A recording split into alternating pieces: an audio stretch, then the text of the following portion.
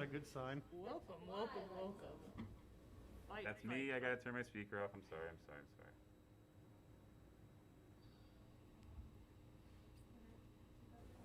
He just realized he had to go.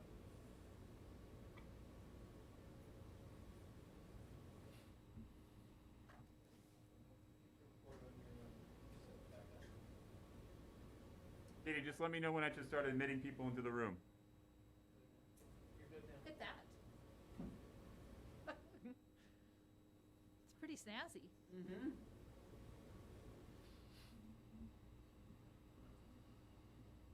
Right.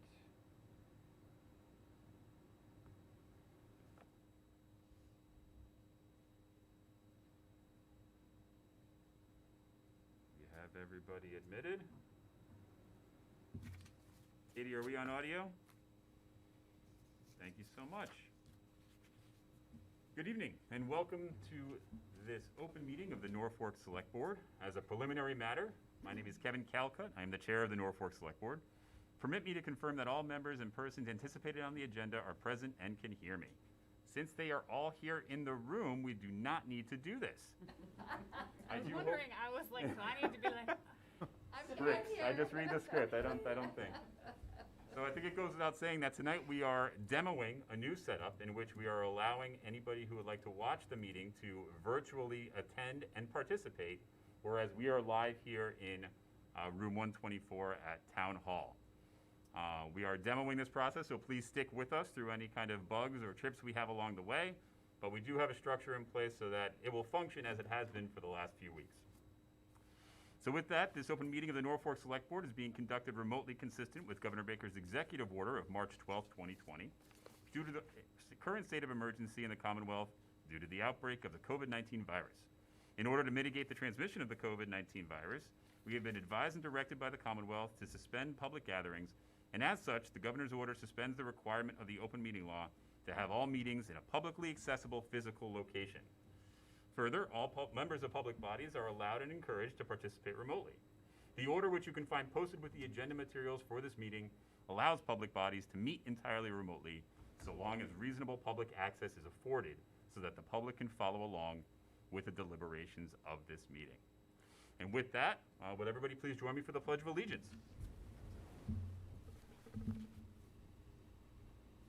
I pledge allegiance to the flag of the United States of America and to the republic for which it stands, one nation, under God, indivisible, with liberty and justice for all. You know, it's the little things, but it felt good to do that again. So this evening we have a few items on our agenda. Blythe, would you mind taking us through? Of course. We'll start off with COVID-19 updates, followed by public comment. The action items tonight are to consider renewing an agreement with the Caritas property exempt from real estate taxes, to consider approval of street sign replacements throughout Norfolk, to consider designating a board member to serve on the KP Negotiating Committee for contract negotiations with one of their bargaining units, to consider opening the warrant for the May 11th, 2021 annual town meeting. Our discussion items include a presentation by the Public Works Department on future capital needs, to discuss a draft charge to the Fire Station Building Committee, to discuss a community feedback meeting regarding Southwood Hospital, to discuss website posting of board correspondence and town administrator updates. We have 4 warrants to approve and 2 sets of minutes to approve. Thank you very much, Blythe. And just to reiterate for everybody joining the call, while we are here in the room, everybody else is joining remotely tonight. So if you do have a point where we are asking for feedback, we will ask that you please raise your hand within the room. We'll call on you and allow you to speak. We can see everybody in front of us here. It'll function exactly as it has been in the past. So with that being said, Blythe, would you mind taking us through some COVID-19 updates? Sure. So as of the posting on the website last week, we had a total of 675 cases. It was, well as an increase in cases, it was also an overall lowering of the rate of increase. We're still in the red zone, but the numbers were down a little bit, and we can just remain hopeful that given the Christmas and New Year's holiday, that those don't go back up again.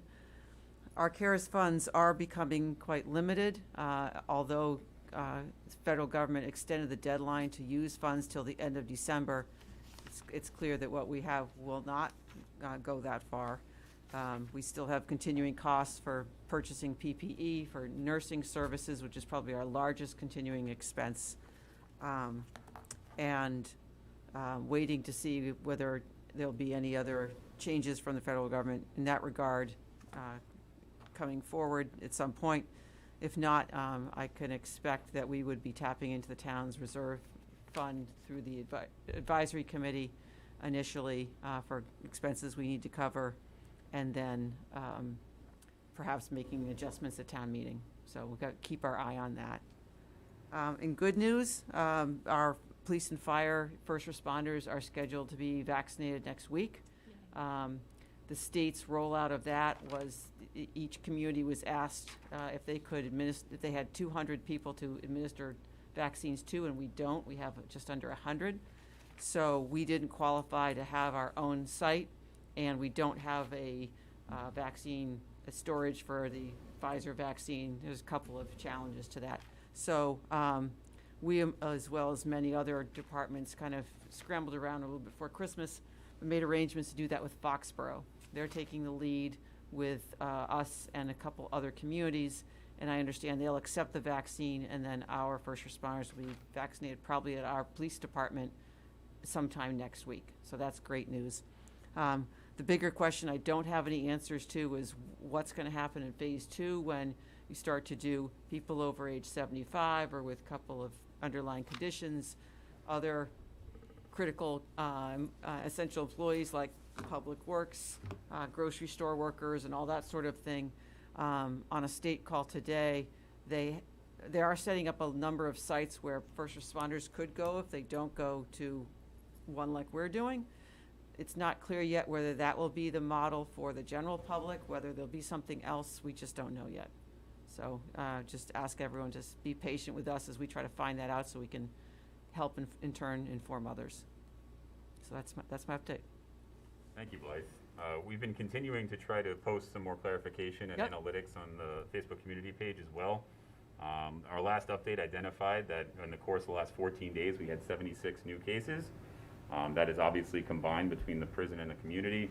Unfortunately, there's some misalignment between the prison reporting and the community reporting with the holidays, so it's difficult to put a pin into exactly where they're being defined right now, but we can say with pretty good confidence that the prison cases are way down. Yep. And most of what we're going to see at this point is going to be within the community. So it's a great sign to see that the total number between the two did go down essentially for the first time since almost Halloween. Right. So good news, trending in the right direction. Not all the way there yet by any means, but we are moving in the right direction. Yes. And are there steps being taken for vaccinating the prisoners as well? Because don't they fall in the nursing home prisoners? Very good point. I don't know exactly what's happening with them, but I can reach out to the superintendent and find out. Cece, did you have any comments or questions related to COVID-19? Nope. Nope. Anybody who is in attendance this evening, if you had a question or a comment related to our COVID-19 updates, please use the raise hand function at this time.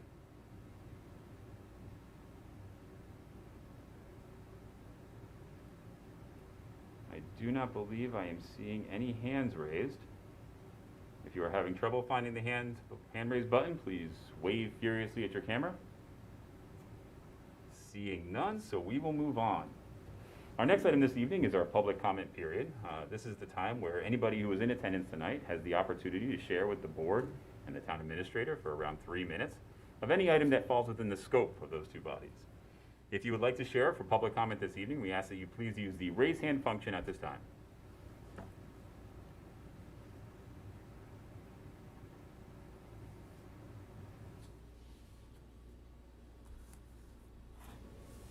Once again, I am not seeing a hand raised.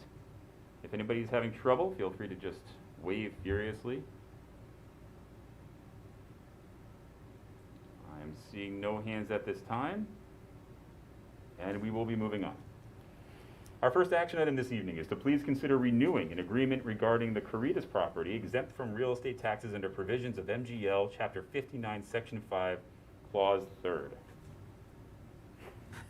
Would you like to save me on this one? Sure. So in 2007, when the hospital stopped operating, technically the archdiocese who owns it lost their charitable status, which exempted them from paying any taxes. So at that time, the then Board of Selectmen in town, I assume with the assessor's support, made a decision to enter into what's called a pilot agreement, a payment in lieu of taxes agreement, with the diocese to pay a certain amount of money to the town in lieu of paying the tax bill. And so that started in 2008 for an amount of $50,000, and it has been renewed each year by the board with a 2.5% increase in it. And so for FY21, the amount is $71,535.91. So that's what the request is, for the board to approve the renewal of that agreement. Thank you, Blythe. And I know that we had a question that came in. Our alternative in this decision, which would obviously be different than every other year preceding this, would be to assess the full valuation and enter into a potential conflict with the Archdiocese. Right. Regarding their designation as a charitable organization, is that correct? Yes, I mean, they are not using it for a charitable purpose, so the argument is, well, then they're fully responsible for taxes. I would anticipate that we would end up in court with them suggesting that they do have a charitable status, and regardless of how they're operating it, and it would be up to the court to decide that we're owed what we're getting, something more, or perhaps something less. So, yes, that's the outcome. And the delta between what the property may be assessed for with the appropriate tax rate was? Yeah, I'm not great at math in my head, but if you add up the amounts on the first page, $8.5 million, almost 500,000, 28,000, you add that all up and multiply it by our current tax rate, you can come up with the amount is probably at least twice what we're getting. And so if the property's sold to somebody else and it is actively for sale, that new owner, regardless of what they can do with it, will be responsible for paying that amount. Right. So, given where we're at with this property, you could decide not to renew it, but then we would likely receive nothing while we worked out whether or not. Potential legal conflict, right. Exactly. Thank you, appreciate the background. Anita, any questions, comments? Cece? Nope. No? We'll open it up to those in attendance. If you have a question or comment on our current agenda item, please use the raise hand function at this time. Howard, I see your hand up. If you wouldn't mind just coming off mute, and please make sure to state your name and address before sharing your comment. You are currently on mute, sir. Okay, I think I figured it out. Can You you got hear it. me? Okay. Howard Rand, 101 Red Maple Run. Although we will be getting more in taxes, how much of additional expenses will we have as far as school and providing for the school for the new kids who would be moving in? And also, as it is, we have one aquifer that's resting, which to me means that it's low, and we just tapped another one. And if we add more houses, what is that effect going to be on the water situation in our town? So I believe what you're referencing is a redevelopment effort, which isn't what we're talking about right now. We're talking about the application of a agreement for collecting taxes from the current owner for this fiscal year. We're not talking about any potential redevelopment or any implications of that project or proposal. So that isn't really part of what we're talking about right now.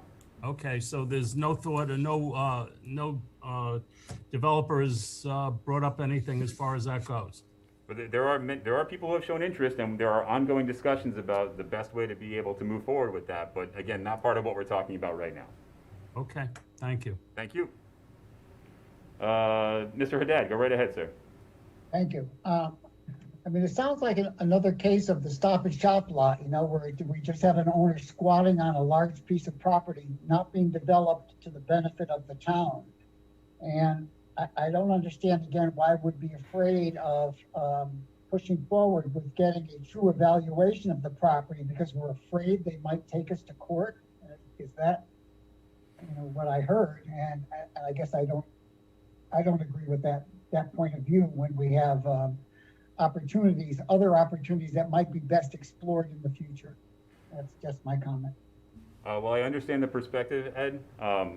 I don't think that the situation with Southwood is directly tied to what we're experiencing with Stop and Shop. We do have developers who have showed interest in projects there. We do have proposals that have been weighed, and we're in the process of trying to find the balance of what works best for the town's expectations, the residents' expectations, and a potential developer. So we're trying to find that balance now with that site, whereas Stop and Shop, we haven't seen somebody come through who's shown interest about building anything there, at least as far as I know. Now, as it relates to why we're doing what we're doing here, the legal contention that we're looking to avoid is the designation of that site by the Archdiocese, if it's a charitable site or not.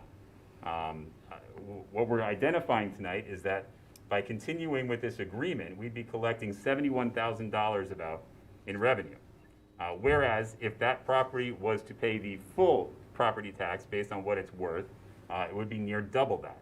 So we need to decide if we'd like to move forward with continuing with this agreement and collecting $71,000, or if we would like to potentially go down the road of getting into a legal contention with the Archdiocese about the designation of that property to get a net back of about $70,000.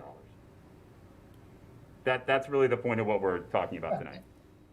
And I understand that, and I think that's what my point was. So if we were to move forward, we're trying to get the true value of the property assessed. Doesn't that also create more incentive for them to try to sell the property to a developer rather than just hold it for a relatively small amount of tax money that they would be obliged to pay?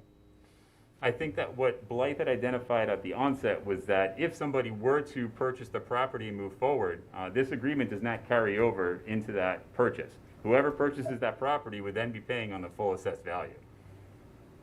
No, I understand that, and I understand what Blythe said that, but I'm just saying, is there more incentive from the property owner to sell the property if they run the exposure of a higher tax bill? That's my point.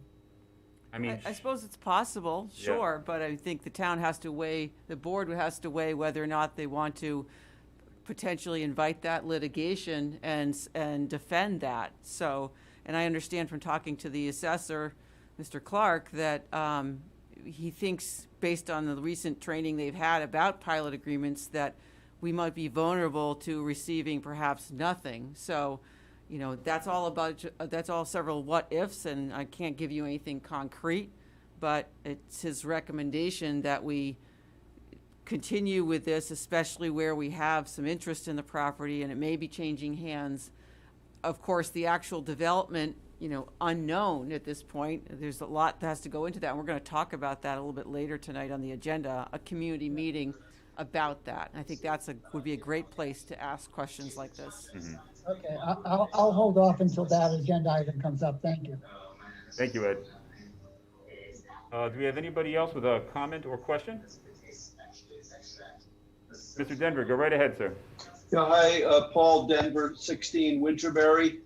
Regarding this conversation, I just wanted to know whether the select board has any opinion from an attorney about potential success of in litigation. I mean, it seems to me appropriate to obtain an opinion from experienced counsel in this regard to see whether, if we do push forward to litigation, we have a 60 or 80 or 90% chance of prevailing or a 10% chance of prevailing. And I understand the assessor's point of view, but I don't know about the legal basis for that opinion. And I just want to know whether you folks have retained an attorney to look into that, so we know what the a reasonable assessment is of our downside or upside in this. We have not sought counsel's opinion. I'd suggest that then it's a little bit of a pig in a poke situation. We, you know, if we're going to deny or reject the rental payments or the lieu payments, I think we have to have a reasonable basis for calculating the chance that we would prevail in court. And I guess we don't have that. From previous lawsuits that we have talked about, the courts are backlogged, so I think we put ourselves at risk of having several years of non-payment while we're in the queue to have it be considered by the courts. That's a good point. Sorry, who was that speaking? Anita? Oh, sorry, thanks, Anita, sorry. Well, I guess I would say that the courts are not going to be backlogged forever. I understand there's a temporary delay, but I still think it's important to know what our legal standing is, or what chance we have of success before we reject the payment in lieu, or perhaps even accept it. That's my perspective. Thank you. Thank you, Mr. Denver. Do we have anybody else with a comment or question of the current agenda item? I am seeing none at this time. So at this point, I would poll the board. Do we feel comfortable making a motion to move forward with the acceptance of the agreement for this year?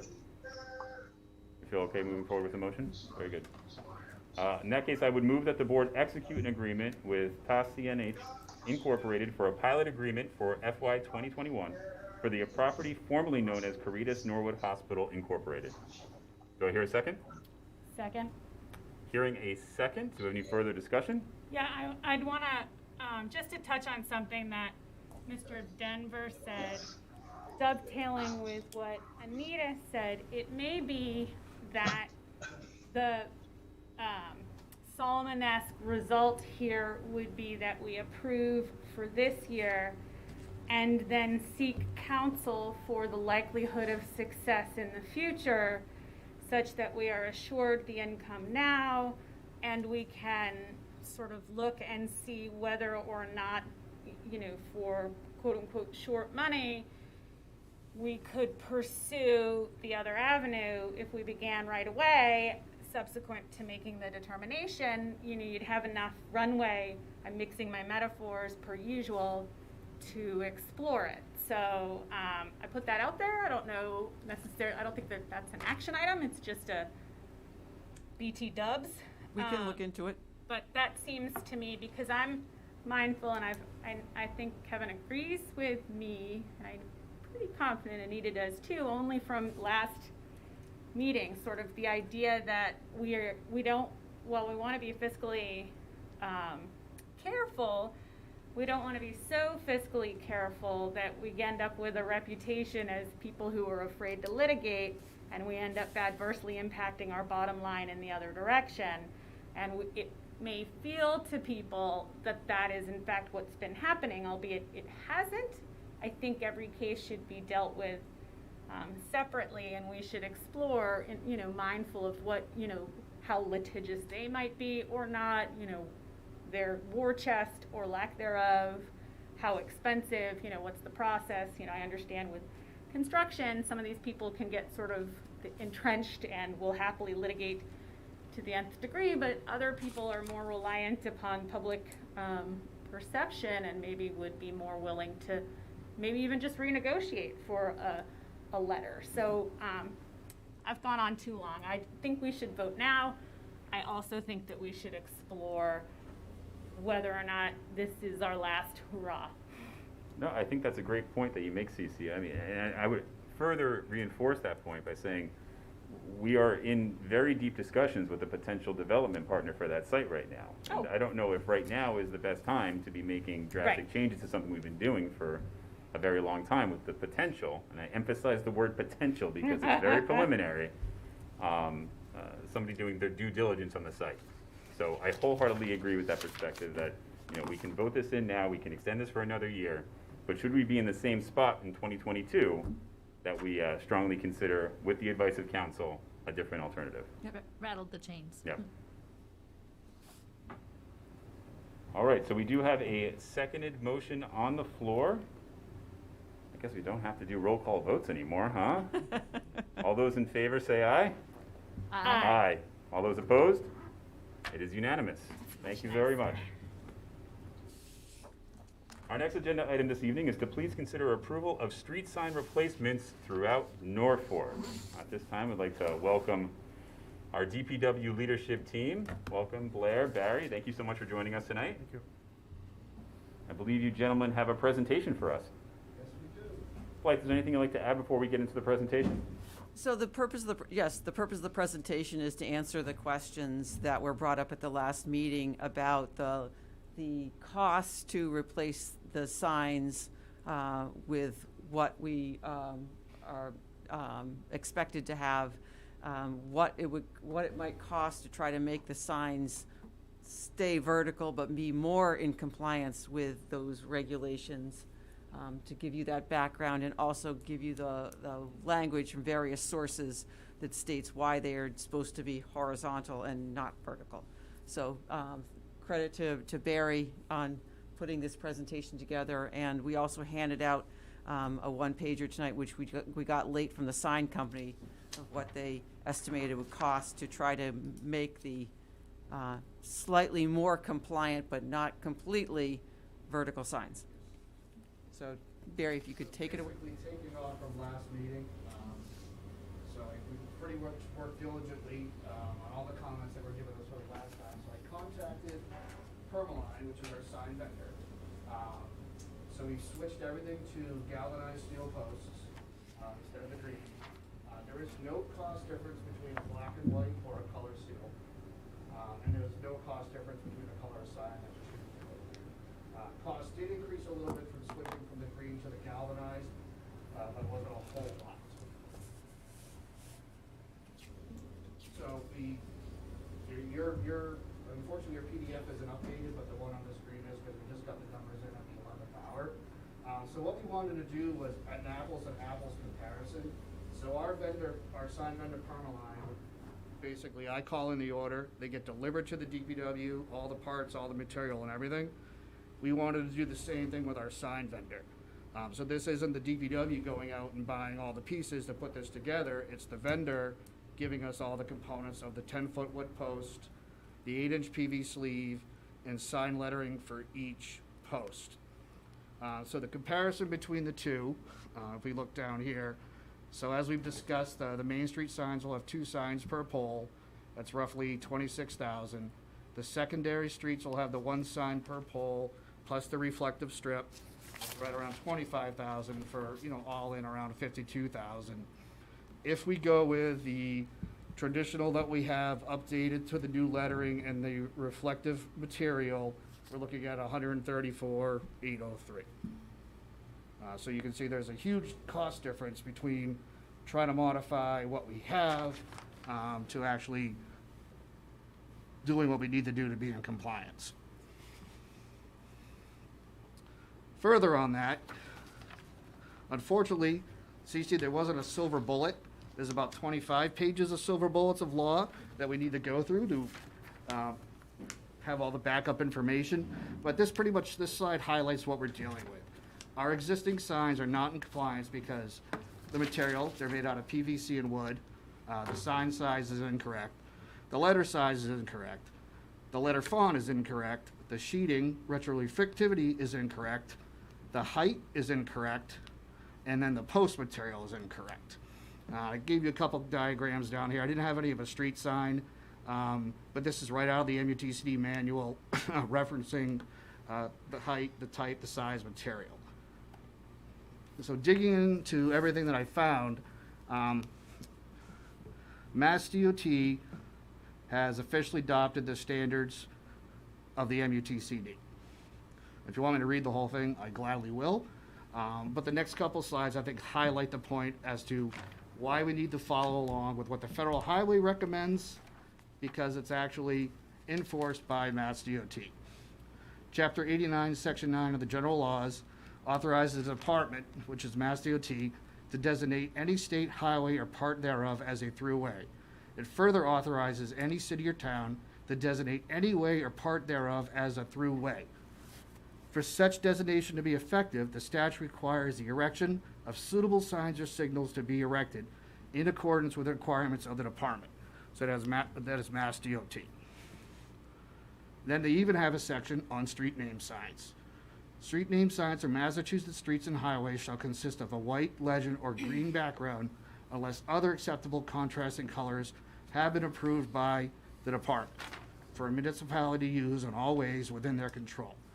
Because the blue, the white, and the brown and green have all been approved, we can use those colors. then they have a recommendation that borders shall be provided on all street name signs. So the ones that we've gone over, that were required by MUTC, have been supported by Mass DOT, and as you can see here, we need to follow that guidance for updating our signs. Now here's a typical example of the Mass DOT standard.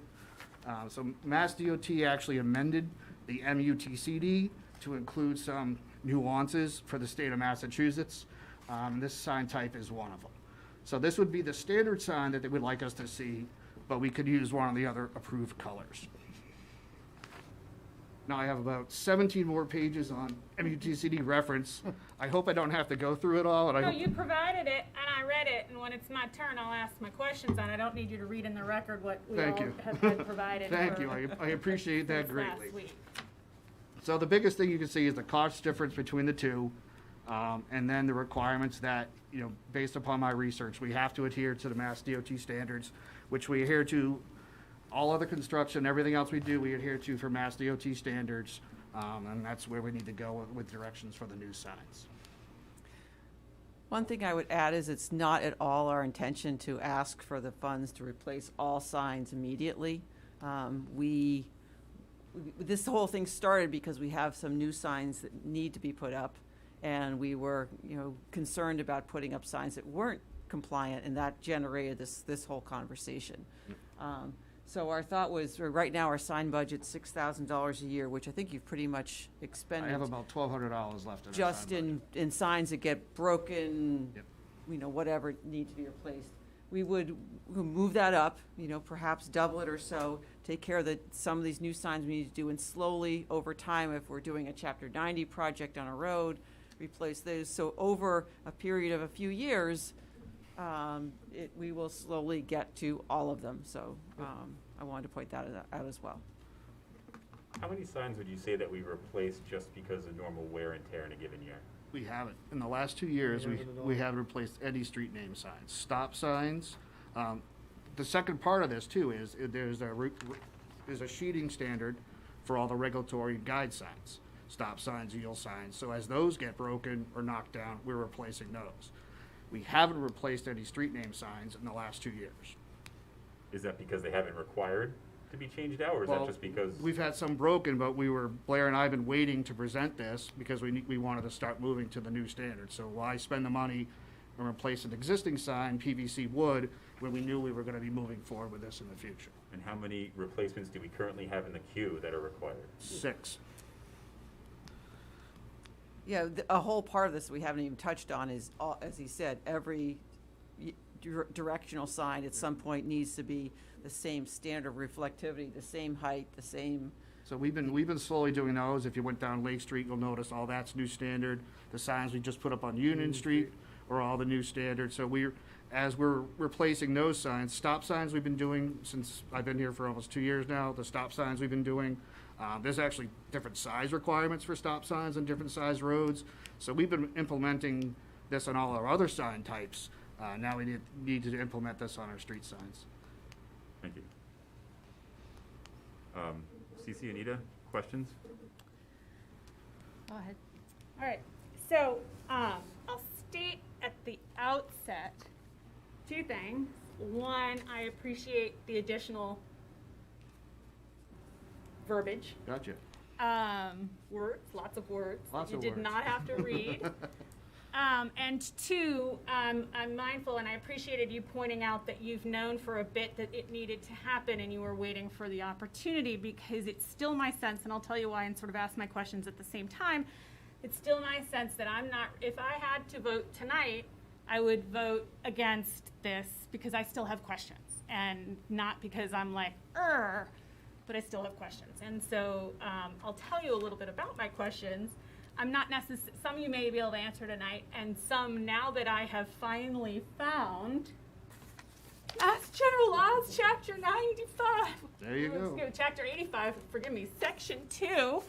All on my own, I was able to start reading all sorts of exciting case law, and then I found the federal statute, and then so some of this I'm going to be able to answer myself, but it took me a little while to get there, just with what, being a parent and having a job and whatnot. But So one of my issues is, you know, I see this really nice looking PowerPoint that says existing signs are not compliant and then lists a bunch of reasons. And some of the reasons, right, like wood, I then go to the federal, the FHWA.gov, and they have a whole thing on wood. And then I learned about the fact that you've the clear area, right, like from wherever it is on the road, 6 feet in, and if it's in that clear area, it's got to be breakaway. So what's breakaway, Stacey wants to know. Well, wood is breakaway. Great news. PVC I plug in, because I've read PVC is no bueno.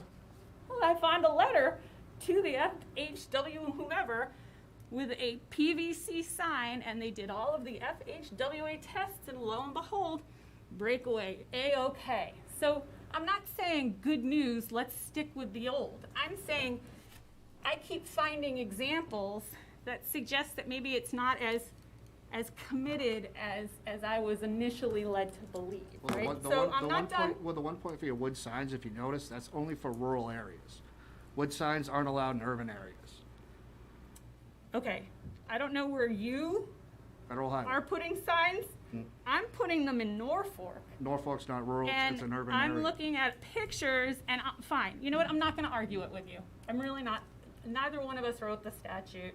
Neither one of us has to make the determination on federal case law or whether or not a PVC versus a wood. I'm just telling you that when I'm told no wood, and I go on their site and I see pictures of thickly settled areas with wood and how they make it breakaway, bigger wood is they drill 2 holes in it. Ta-da, breakaway. Like, it just, I don't have enough information yet. I'm told that, you know, you gave a really nice picture with signs with the 12 feet and the height, right? Like, so we're not talking now about breakaway, which is within that 6 foot clear area, but now talking about height based on urban versus rural, based on speed limit and so forth. But then what I learned, scrolling to the top, there's 3 kinds of signs, right? I learned that there's signs that are like traffic signs, which would be the guide signs, I guess. Yep. There's regulatory, and then there's warning, and guide. warning signs, and then there's regulatory signs, and all the pictures are regulatory and warning signs in your little graphic. And I just, I'll get the information myself. I will. I don't need you to have to go back necessarily again. I couldn't. The only graphic in the MUTCD and the FHWA. No. I agree with you, because if you read it, it says that there are so many different height, speed requirements that they're not even going to bother listing them. That's what it says. Yep. Like, we get paid to sit here and write statutes for online, but we're not going to, it's lunch, we're going to go home and we're not going to do it. So I agree, but it's still, right, it's still some of the stuff that was sort of, ooh, scary, we can't have these signs. I'm learning that maybe not as scary, maybe we can't. I just don't have enough information. And then I will cycle quickly away, because it's not the CC Van Tyne show, from the fact, as a quick aside, I did note in a lot of the stuff that you have in terms of your documentation regarding traffic control and the your mandate, you in the department, your mandate, a lot of it, I absolutely agree. Of course, you're the one who is charged with making sure that everything is regulated.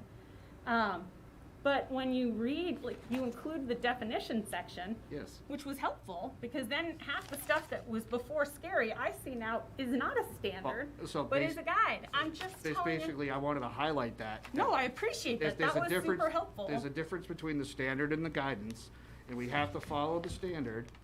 Yes, the guidance is there to guide people along and say, you That's right. should do this and shall do that. That's why. And options are your get to pick, and then support is just the information. I found that very, very helpful. But what I noticed is in the bold underlined, which is the standard, none of it was the proscriptions that we had been warned about. So then I go to the price, right? Because that was my other issue, was the price. Yep. And in the price, we get handed hot off the press 37 seconds before we go to air that you got a verbal quote. And I'm not discounting your verbal quote. I'm not mistrusting it. I'm not saying that I think that there's anything untoward.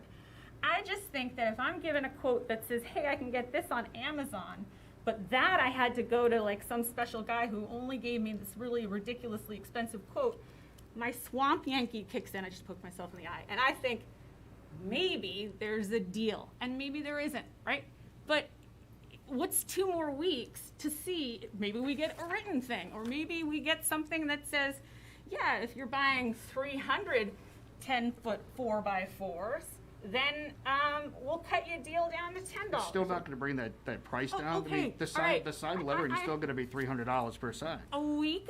2 weeks ago, and I went back because we don't have the minutes yet, so I actually watched the video. I asked, had anybody sort of priced this out? Nope, but then I heard that, they had. And so I just wanted to know, what are a bunch of different prices? I appreciate that we've gotten one. I feel like it's not enough information for me, that, because I appreciate going on the Amazon, because I did that too, right? I didn't do it for the PVC sheeting or the wood, but I did it for retroreflectivity. And I understand it's on 4 sides, right, which is one of the issues as opposed to the 2 sign. I understand that ups the price. I get it. I'm just not there yet. It's important enough to me and to a lot of people, and it may very well be a fait accompli, but it felt like it was sprung on us, and it felt like people are being somewhat defensive, and I apologize if I'm the one who's created that defensiveness. It wasn't my intent. I just get so excited about like reading and learning, and I'm like, oh wait, like here's this really boring letter that someone wrote in 1937 that gives the Department of Public Works the power, like, over all sorts of stuff other than station wagons, right? There was a constitutional law case about station didn't you like wagons. that They one? were like, oh no. I came across that one myself. Right? Yeah. I love that stuff, and so I go deep down into the weeds, and I apologize for that. It's from my opinion, and I'm happy to take this off camera, like, and just harass the bejesus out of you, like in a phone call, and be like, all right, just walk me through it because I'm an idiot, and have you be like, Cece, you moron, look at this, and I'll be like, oh, okay. So you don't have to do another PowerPoint. I'm just, for me, I feel like Simon Cowell. For me, right now, if we were to vote, it would be a no. That's my speech. And not an at the core of your concerns, if I'm understanding correctly, is not so much contesting the fact that the proposed sign would be a savings to the current setup, and not so much that they would be an improvement in some aspects, but rather the points that are being put to the forefront for the change, the safety aspect and the functionality aspect of the reflect. I'm not going to try to say that whole thing. Just say Reflective. sheeting. Thank Sheeting. you. I know, I learned that. I was like, I don't have to say retroreflectivity anymore. I can just say the sheeting. Sheeting. Diamond sheeting. You, Oh my you God, so haven't many been types of sheeting. completely pushed over the edge to say those are enough to go down the road of making this complete change just yet. No, not quite. To a degree, I think it's more because I really am committed to the fact that if it is, still sort of 2 to 1, if it's, in terms of price, if it's 100% more expensive, I would have a tough time, even if it was a small amount, pulling the trigger on that. I just am not yet convinced, bargain hunter that I am, that there isn't some other pathway to a less expensive option that is still evocative of what we have now, and yet also compliant with the alphabet soup. Yeah. Well, That is all of the The different. biggest problem you can understand it in reading everything that you read. You read the same stuff that I did. There's a lot of ifs and that's and this and that, so you really have to dive into it. And to me, I thought the most important thing is when we looked at Mass DOT, we are controlled by Mass DOT in all that we do. Our paving standards, our construction standards, and everything is controlled by Mass DOT. Our signs are controlled by Mass DOT. Mm-hmm. We have to meet the standard which Mass DOT has in place, which is underneath the Mass General laws. Yeah, I mean, you can get lost in the FWA and the MUTCD gobbledygook. It's crazy. That's why I really thought this was important. I thought this pretty much sealed the deal and showed, we have to be in compliance because Mass DOT requires us to. So, I hear you, and like I said, I really appreciated a lot of what you did, but what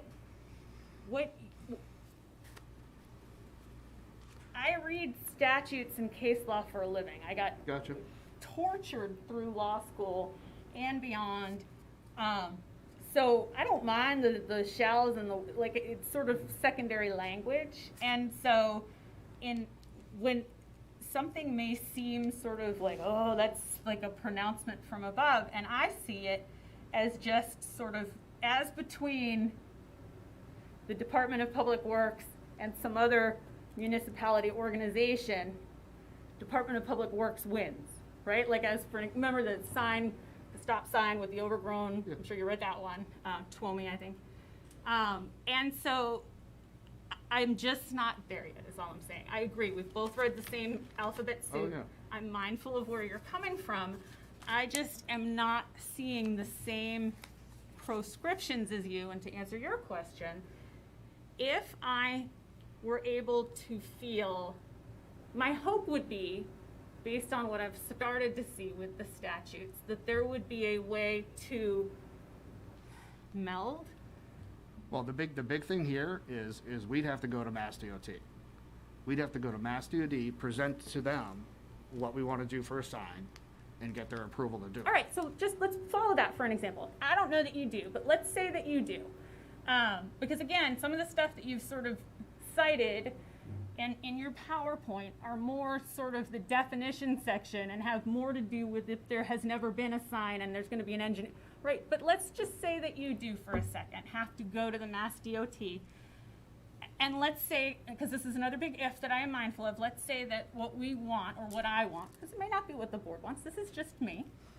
Let's say what I want can be acquired at a substantially similar price, right? Not to say less, around the same. So, so we decide off to the Mass DOT we go. Okay. What's the worst that happens is they say no. They say no. You're insane. Correct. PVC. I could call District Jeez 5 tomorrow Louise. and find out, and that's not a huge Okay, deal. great.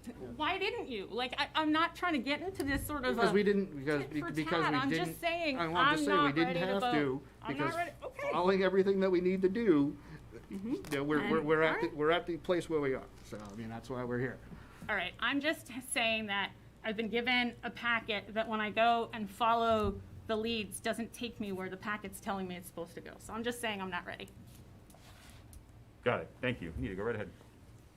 I did not read the law. I read your PowerPoint. And so I guess one of the things from being in public service for so very long is you learn that public reaction doesn't always make sense, right? You can send home 18 newsletters and everything's fine, and then one sentence in one newsletter and the building's on fire. And so I've been a select board member for six months now, 6 months, and I have never gotten an email. Never had anybody contact me. Oh, we need to get your address out there. Oh, now. no. Because We need to change that. now I'm getting emails, and I'm not at all saying that we shouldn't do this. So that's not at all my point. But I want to say that I'm listening, and I recognize this now as not in the rational part of our brain, but this is a hot button issue for this town, and so it's going to have whatever side of the issue you're on. It's going to have some consequences for this room, right? And the people that I heard from, it was a mix of people. Some people are very concerned that we're throwing money at a problem and wasting money, and the town is broke and we shouldn't be wasting our money. But it seems like we have a budget of $6,000 a year. It's not going to cost us any additional money, so there's no financial impact on the town in terms of answering those folks. And then there's the folks who like the sign. It's part of Norfolk is different. We are a unique and strange and wonderful little town, and so the sign, I think, symbolized that for a lot of people. And I have to confess, when you gave your presentation, I had a rather emotional response too, thinking, oh, I like those signs. I'm not saying we should keep them because I don't want to be out of compliance, but I am wondering, what is the effect on the town if we say to Mass DOT, we're Norfolk, we're a little different, and we have a budget, so we don't go outside of our budget, right? We're not going to spend this kind of money all at once. And I'm wondering, what is the impact on the town? Like, is there an impact on the town if we swim upstream a little bit with the Mass DOT? Well, one of the things actually required by Mass DOT, I got this from District 5, is when we pave a road, we're supposed to upgrade all our signs to meet standards. We have not been doing that. So it's anything above a chip seal. So if I do a level and overlay, a mill and overlay, we're supposed to go through and make sure all the signs on those roadways meet the new standards. Right. We don't typically do that. This year, we have done it as part of our project, excluding the street name signs. I So- think we'd be in a situation where we bring to light that we're not in compliance, and that might trigger them to be a little more, push back even harder, that they expect us to get faster in compliance. Our hope was that if we started to do it slowly with just ones we were broken or we had to do, it would be a little less, you know. I know our residents, and I like the ones we have too. It wouldn't be so burdensome, they wouldn't see them all at once. We'd slowly do them, And we also deal with the public every day. We get plenty of phone calls every day. We interact with a lot of residents, and I bet you do. and your feedback is exactly. I mean, I talk to people every single day that are Some people love 'em, attached you know, some people attached to can't them. really- They've been here forever. They've it's something that does make this town unique. From a personal standpoint, I love them. I look around at other towns throughout the state, and we're the only one. Is that because everybody else has followed, and come into compliance, or, are we just more imaginative than other towns throughout the state? I don't have that answer, but from a personal standpoint, I love them. But from a public works perspective, I certainly have to look at the other possibilities. Outside of that. So the only two things I would chime in with would be, I'm mindful of what you're saying in terms of if you are working on a road, and that's when you need to sort of attack that sign if that particular sign is out of compliance, which according to the LLR, so you would need to do it. I am asking for 2 weeks, and I'm not sure what I'm no paver. I'm only gonna read about this stuff. I'm not. How many roads are you doing between now and a few weeks from now? And again, just to your point about the letter, I'm not done talking. Oh, sorry. To your point about the letter, say 2 weeks later we come back and we find something that's enough within the sort of the price that we could feel good about at least trying to write a letter. Even with a letter, I don't know that we're running into the prime paving season in February in Massachusetts. And again, I just haven't seen anybody paving in February, so maybe it happens, but I don't think that it does considering how cold it gets. so we To have Blythe's point, the concern that if we write a letter, we're gonna alert the local constabulary who are just sitting around looking forward to doing some work that we're out of compliance. I recall, and I pulled it up from last time's PowerPoint as well as from the statute that I read yesterday, that you still are there's no pronouncement. In fact, in your speech, they removed it because it was they could call and say, yeah, they're not in compliance, you're gonna need to fix them, and the same rule that they brought to us 2 weeks ago would be applicable, that you then, as you're doing a road, you do a sign, and you do sort of triage, I don't know, these 18 signs are garbage and need to be the first to go. I don't see that you have the exposure of the old rule before, what was it, 2010, 07, whenever it was, where you had to become fully compliant. Because in that instance, I agree with you. Now you have a situation where now the state's paying attention and they say, you need to fix them all tomorrow, and now you have to go and find in your budget $50,000. Since they removed that, I don't know that there is that exposure. Right? to your question about doing work in the next few weeks, no, you're right, there isn't any, but we do have an obligation to put up a sign for the new street, Redwood Circle. So at the very least, what we could do is we got a green one, and we could put that up so we Right. have one while we figure out Well, and what it's we're not gonna the do. only, right, like you've got one on your little thing there, right? There's a Diamond Street that's green. I don't think the world is gonna end. This is more about sort of the global Right, I overall, agree. right? Yeah, I agree. Yeah, absolutely. You need to have a sign because Right. statute says that you need signs. And that's why we suggested all along that we would slowly implement this on streets like Chapter 90 work or they're broken, so that we have I think for what we think is important is having a standard. How quickly we roll it out is a different topic, and we can simply react to the state if they we do get on their radar screen and say, hey, we've picked a new standard, we've got some tough Yep. budgets here, this Statute is what says we're we have a doing plan. to I was work listening. He told me we towards needed a it. plan. And we'll get there someday, and leave it, maybe not poke the bear so much by bringing it to their attention, now. Let them at some point, don't send them a letter and say, hey, would you please opine on the ones we'd like to keep.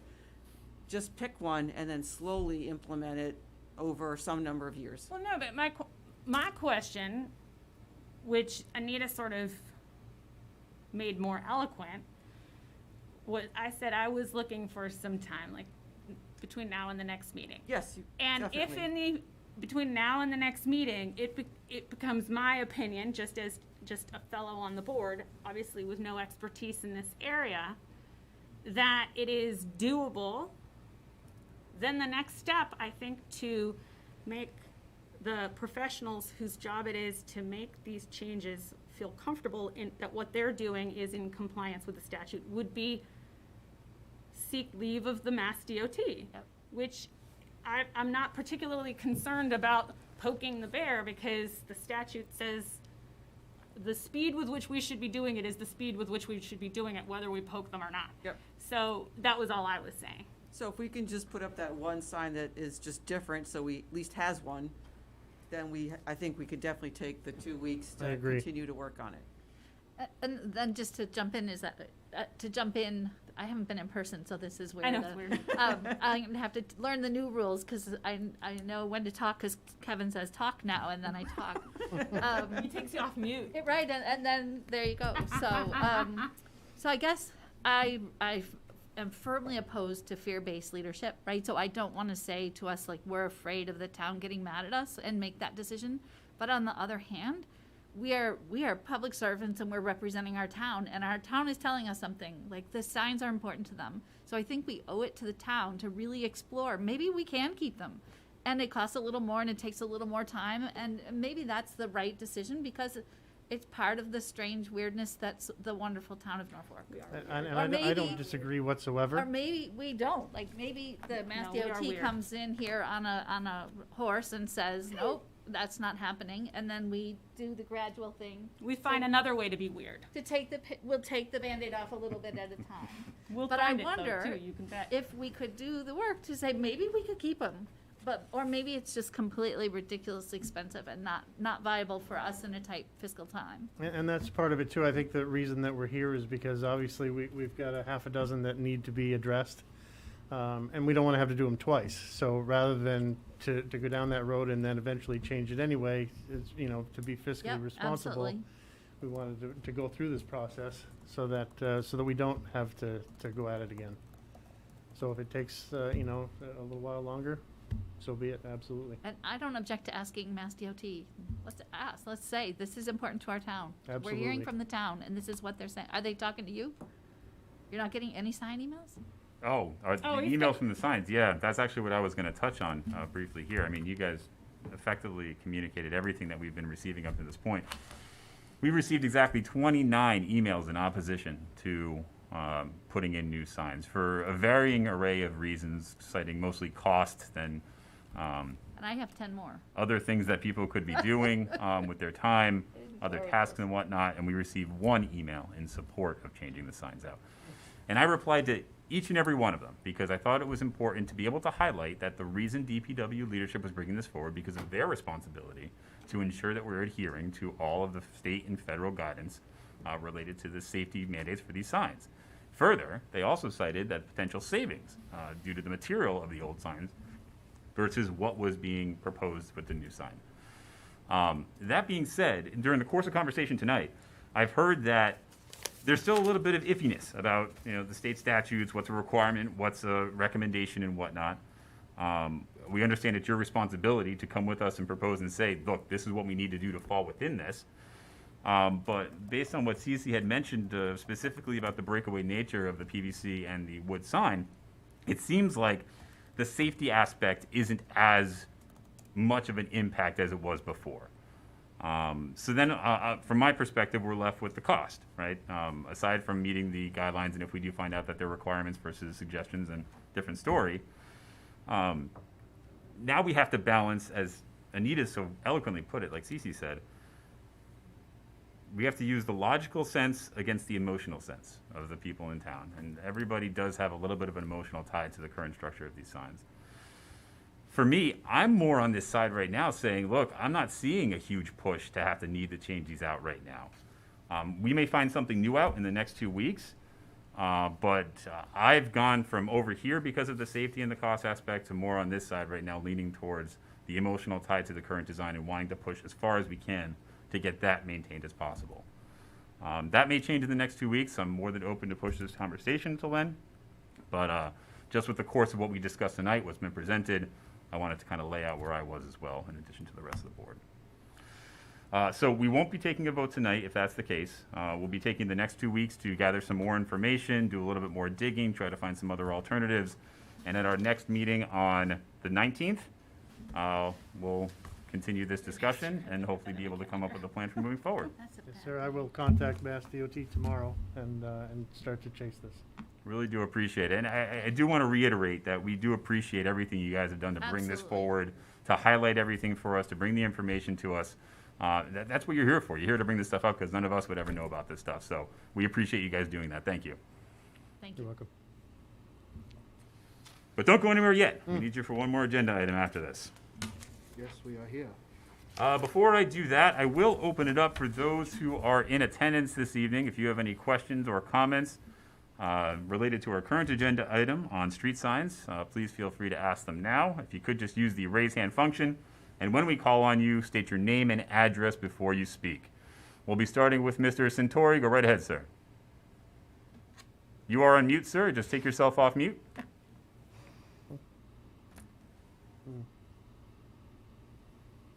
Can you hear me? Sure can. Go right ahead, sir. Tony Centauri, 118 Gray Birch Road. I want to bring up 3 or 4 different issues. The first one is on the manual of traffic control devices that the state and the Public Works Department mentioned. I wonder if there is some provision in those specifications for low volume roadways. Narrow roadways, this is not 128, Route 2, Route 1. A lot of the roadways in town are small, narrow roadways, and I believe that there probably is some specification for these kind of roadways, the low traffic volume. They're different. What the state really deals with is big highways, and that's what they show in their manual with stop signs and directional signs and et cetera, et cetera. So maybe someone could check out whether or not there is some provision for secondary roadways, low volume in traffic, et cetera. The other one is that the damage, if any car hits some of these signs, if you hit one of the PVC signs, you're gonna have a little bit of damage. If you hit some kind of a pole sign, you're probably gonna have more damage. I know they have breakaways, but still you're gonna have a piece of iron pipe come across your hood. So I would think that would be a concern. The other thing is, if you noticed in the first page of the PowerPoint program, the sign on the left, the typical Norfolk sign, you notice that when 2 roadways meet, they have different names. The signs of the post give the information for this street and for the intersection street.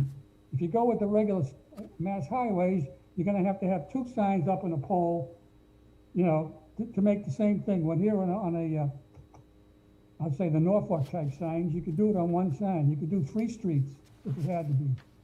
And I just think that it's something that should be looked at with the department and with the district as to what can we do for a lot of our secondary roads. And for instance, in the developments, I live in River's Edge, and I don't know whether or not we would be exempt because it's a private way. We have a speed limit of 20 miles an hour. We need new signs. I don't think so. Anyway, that's my 2 cents. Barry or Blair, anything you'd like to I gotcha. answer? Yeah, so there is a ton of guidance in the manual regarding basically the speed limits of the roadways. So the speed limits of roadways guide the sign sizes, the heights, and the standards. You're in a private subdivision, so you do not have to meet the standards because it's not controlled by the state or federal highway, so you don't have to worry about anything there. As for the damage to vehicles, it was basically the standard was driven by the sign sheeting, the retro reflectivity, and the letter size. The breakaway posts, yes, they're steel and they're advised. They're supposed to bend over when you hit them. We pretty much everything besides our street signs are the steel breakaway posts. I have a few oddball wooden ones here and there, but that's the standard we've been using all along. Thanks, Barry. Next hand up, we have Mr. and Mrs. Burns. Go right ahead, please. Hi, this is Christy Burns at 32 Union Street. I have a couple of questions. Just wondering, when the white pole signs were installed, those were completely 100% in compliance at that time, based on what the regulations were? Am I understanding that correctly? Those were, what I could tell, it was around the early 90s when that sign choice was made. We have a little historical information from PD. What we got was, it was more of a theft thing. I guess signs were being stolen in Norfolk. Somebody happened to go down the Katy, kind of see this style of the sign, came back and said, hey, if we put this in, maybe it'll eliminate the signs being stolen. So it was implemented in the 90s. Okay, and then these new regulations that we're trying to adhere to that are state and federal mandated, say we have to change them all, if that's, what ends up happening. Is there state or federal grants or funding to help make that happen? Nope. If they're just coming up with these new rules that they want us to all follow? So this started in 2000. Actually, it started back in 2000. In 2000s, they kind of messed around with the lettering heights of the signs. And then in 2003, they came out with the sheeting standards and the letter size standards. When they came out at first in 2003, they were hammering every town. There was dates and deadlines that you had to have all your signs done in a certain amount of time. They then realized that it was absolutely impossible for the entire nation to comply with this. So basically, they relaxed all the dates and the guidelines. Just the dates, left it open-ended and said, as long as you have a plan for replacement, you will be in compliance. So our plan is, as we pave roads, we will replace signs. As signs are broken, we will fix them. That is our compliance plan. So we meet that letter. We have a plan in place. Now we just have to figure out how we're going to adopt the standards that we need to meet. So we could adopt these new standards, and then again in a few years they could just change them again. It just sounds like they're constantly changing it. There is a new manual actually being reviewed right now, and it's slated to come out for next year. From what I've read and what I'm seeing, it's really not going to. They've set the standards for the street name signs and letter size. That's not going to be changed. They're kind of messing around with other legal stuff that's in it. Okay, just one final question. For the higher price point sign, that total that was like $134,000 if they all needed to be replaced. Is that something that we're getting pricing on from multiple vendors or putting an RFP out versus we're just going with that being the cost? But the problem with it's being unique. So we have it's not even a sign vendor, it's a graphics company. So this is out of the box. So we have a graphics company that we have on contract that we work with town. We reached out to them to get an idea of price. I kind of priced it myself. I came in at the $300 mark. They came in similar to us. We could try to reach out to a few other graphics companies and see what they would be. Again, we're trying to compare it apples to apples. The new sign that we're going to is actually ordered from a sign company. This is all they do, is they make the signs. They deliver them to the DPW. I don't have to pick them up or anything. So we want to compare the same thing to another company. So I don't have to send a guy to the store to buy a piece of wood. I don't have to go buy a piece of PVC. I want it all built, delivered to me, and then we just go and install it. So that's going to be unique to try to find a company that can do that. And one of the issues with the graphics company that we talked with was that this is very unique. This is something that I've been working for a couple of weeks just to try to get a quote, and finally got in the 11th hour here because they've never heard of doing anything like that, and it's not an industry-wide endeavor. So he was very reluctant to even go down that road, but talking back and forth about standards and what they had to be, and also looking at what there are for materials out there to try to meet that compliance as best we can. So it's been a little bit of a trek, and as we continue over the next couple of weeks, we will continue to look into other alternatives. Okay, thanks so much. I mean, I too really like the look of the white signs, but I mean, I'm assuming it's a public safety issue as to where these new standards came from, and are more accidents caused because of, you know, the signs not being in compliance? Is that where the compliance is coming from? Then maybe it makes sense to change. Yeah, one of the components is a tort liability. So if, you know, basically what they're saying, if the sign doesn't meet the correct sheeting and an accident occurs, and let's say there was a fatality that occurred because someone couldn't see the stop sign, or someone was driving on the way down here tonight, down Main Street. I had a person in front of me. It's a dark night. It's raining. They're driving at a snail's pace. So I could see the driver looking at the signs because they didn't know what street they were looking for. You know, so there's things like that that all come into play in what we're looking at. Okay, thanks so much. Thank you. Mr. Haddad, go right ahead, sir. Thank you. Ed Haddad, 138 Red Maple Run. I don't like the comment I just heard about this liability thing, you know, the fear factor. We have insurance as a town. We have a lot of other liability risks that we have. This isn't by far our most important. So I really don't like that comment, to be honest with you. I've listened to these two presentations of the last two meetings. I still have not heard a compelling reason why we should change right now.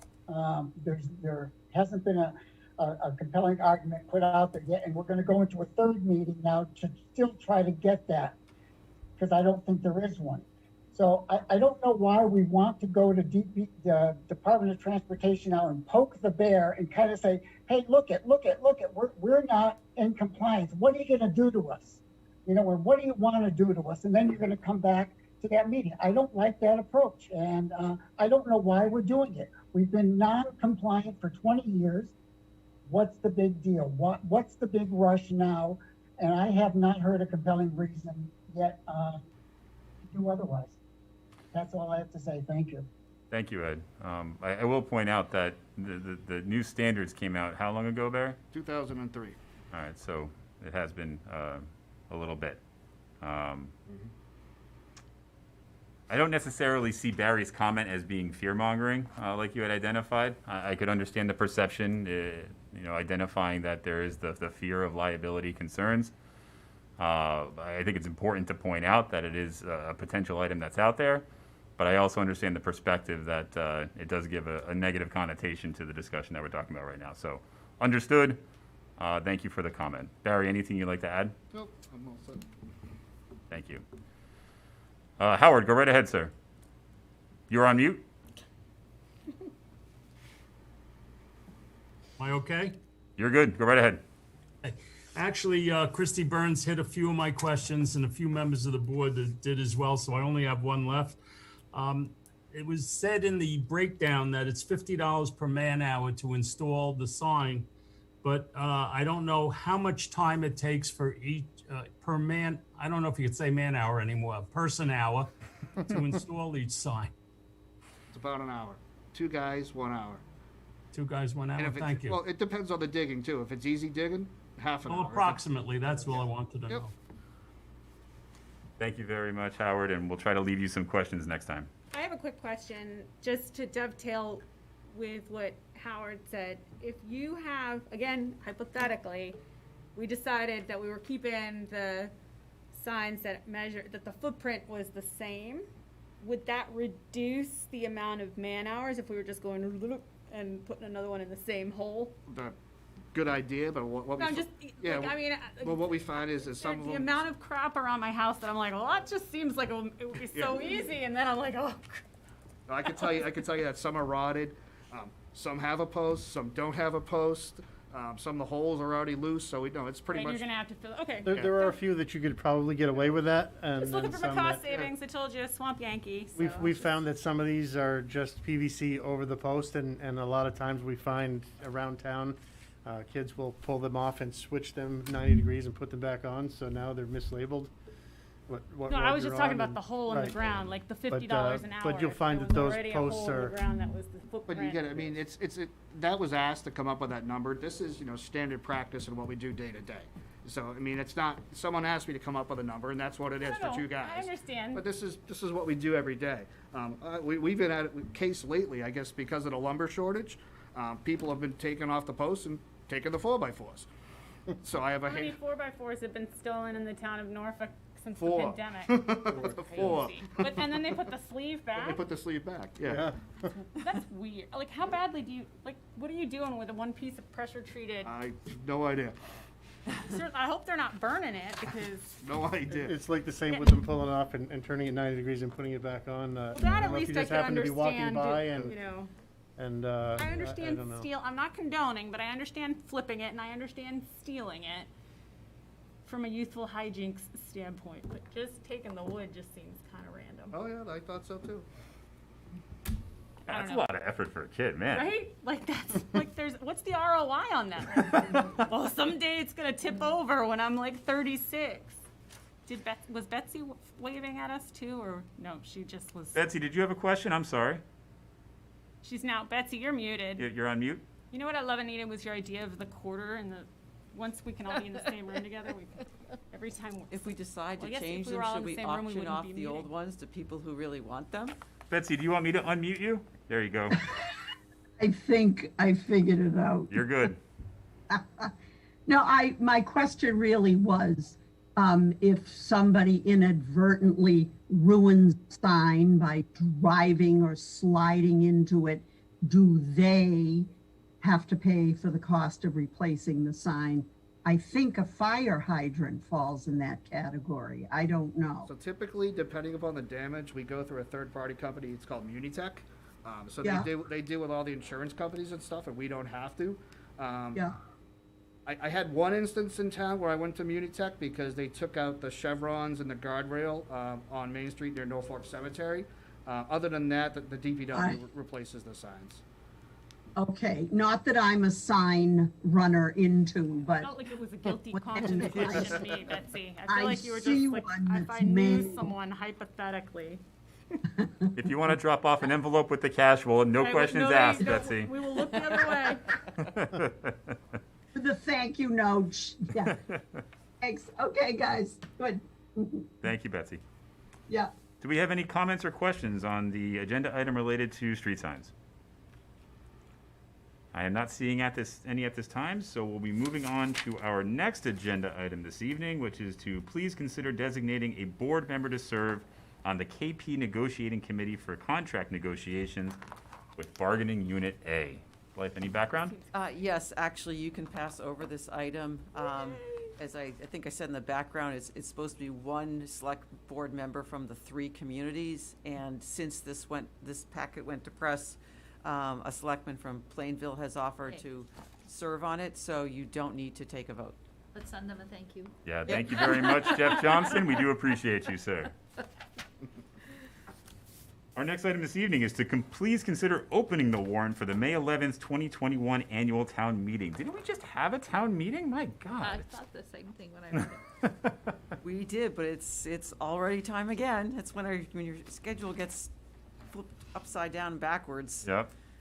Yes, we just finished budget, it feels like, and we're doing it again. So, yes, we need to open the warrant. So we'd like the board to vote to do that tonight and close it on February 12th. That gives people about 6 weeks to other boards. The notice will go out tomorrow. We'll put it on the website as well. Right now, the second Tuesday in May is the 11th. We are going to reserve the middle school auditorium as we do, but of course, we will have to monitor what will be appropriate for town meeting as we get closer and we see how the country is, Massachusetts is. Oh, we can only hope we'll be in a much better place at that point. Right. Yes. I just want to reiterate something you had said. This would have the warrant closing on February 12th, so anybody who is looking to submit a citizen's petition would have to have it in by that time. Could I ask a question? Go right ahead, Betsy. Okay, I had to be a little late. I was on a Zoom with Ashley, who needed me with her. So I think I missed the item, which was renewing an agreement regarding the Caritas property exempt from real estate taxes. Number 3 on the action items, did that take place? Yes, that already did take place. Oh, so, I assume you voted yes. Correct. Okay, and then, Rich McCarthy said in a email to me a couple of weeks ago, the town is going to host a community meeting in January regarding Southwood. Do you know if that's going to happen, if it's in the works? That is agenda item number 9. You are jumping around our agenda, Betsy. Oh, you're right. Please discuss. Okay. We'll get there in a moment. Thank you, dear. Okay. Thank you. All right, so we have the open agenda item right now for the opening of the town warrant. Do we have any comments or questions? CC, Anita? No? Do we have any comments or questions from those in attendance related to the opening of the Springtown meeting warrant? Almost at fall. I am seeing none, so I will move that the board vote to open a warrant for the 2021 annual town meeting to be held at King Philip Middle School on Tuesday, May 11th, 2021, and to close the warrant on Friday, February 12th at 6 p.m. Do we hear a second? Second. Hearing a second, do we have any further discussion? Hearing none. All those in favor say aye. Aye. All those opposed? It is unanimous. Thank you very much. Our next item this evening is to please discuss a presentation by the Public Works Department on future capital needs. You guys love PowerPoint, huh? They're good at it. That's what I live through. Here we are. That's what I'm here for. Blythe, anything you'd like to enter us in with before we get into the presentation? Yeah, so this is the second of a number of department head presentations just to help the board get acclimated with the CIP and the things in it. Public Works is a major component of the CIP, given all of the things that they're responsible for, you know, roads and Signs. Water. signs, equipment, facilities, and so on. So we're really gonna focus on the next 2 years coming up and touch on some things that we need to give some thought to in the future. But just wanted to put a little more, a taste of what is included here and help acclimate you a little bit more to it. So that's our goal. That's our goal. So tonight, we're going to give you a little overview of the Public Works. We're going to get into our CIP. We're going to go over what was approved for this year, what we're looking at for draft next year. I've highlighted a few things in the draft that will be kind of priorities for us. Then there's going to be some additional CIP considerations, some things coming down the pipe that we kind of want to make you aware of what we're going to be looking at. So the primary function of the Norfolk Department of Public Works is to provide exceptional municipal services for the Norfolk citizens, businesses, institutions, and visitors throughout sound management, innovation, and teamwork. The Norfolk DPW is dedicated to efficiently and effectively maintaining and preserving the infrastructure of the town in the most cost-effective and environmentally conscious manner possible. The Department of Public Works is made up of 7 major divisions. We have administration, highway, grounds covers maintenance and cemetery, solid waste, vehicle maintenance, water, and wastewater.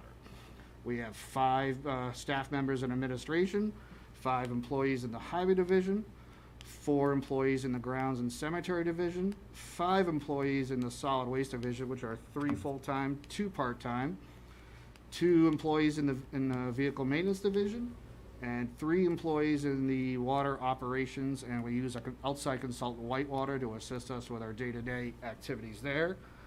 We have 1 employee in our Whitewater consultant in our wastewater division, giving us 22 full-time employees and 2 part-time employees.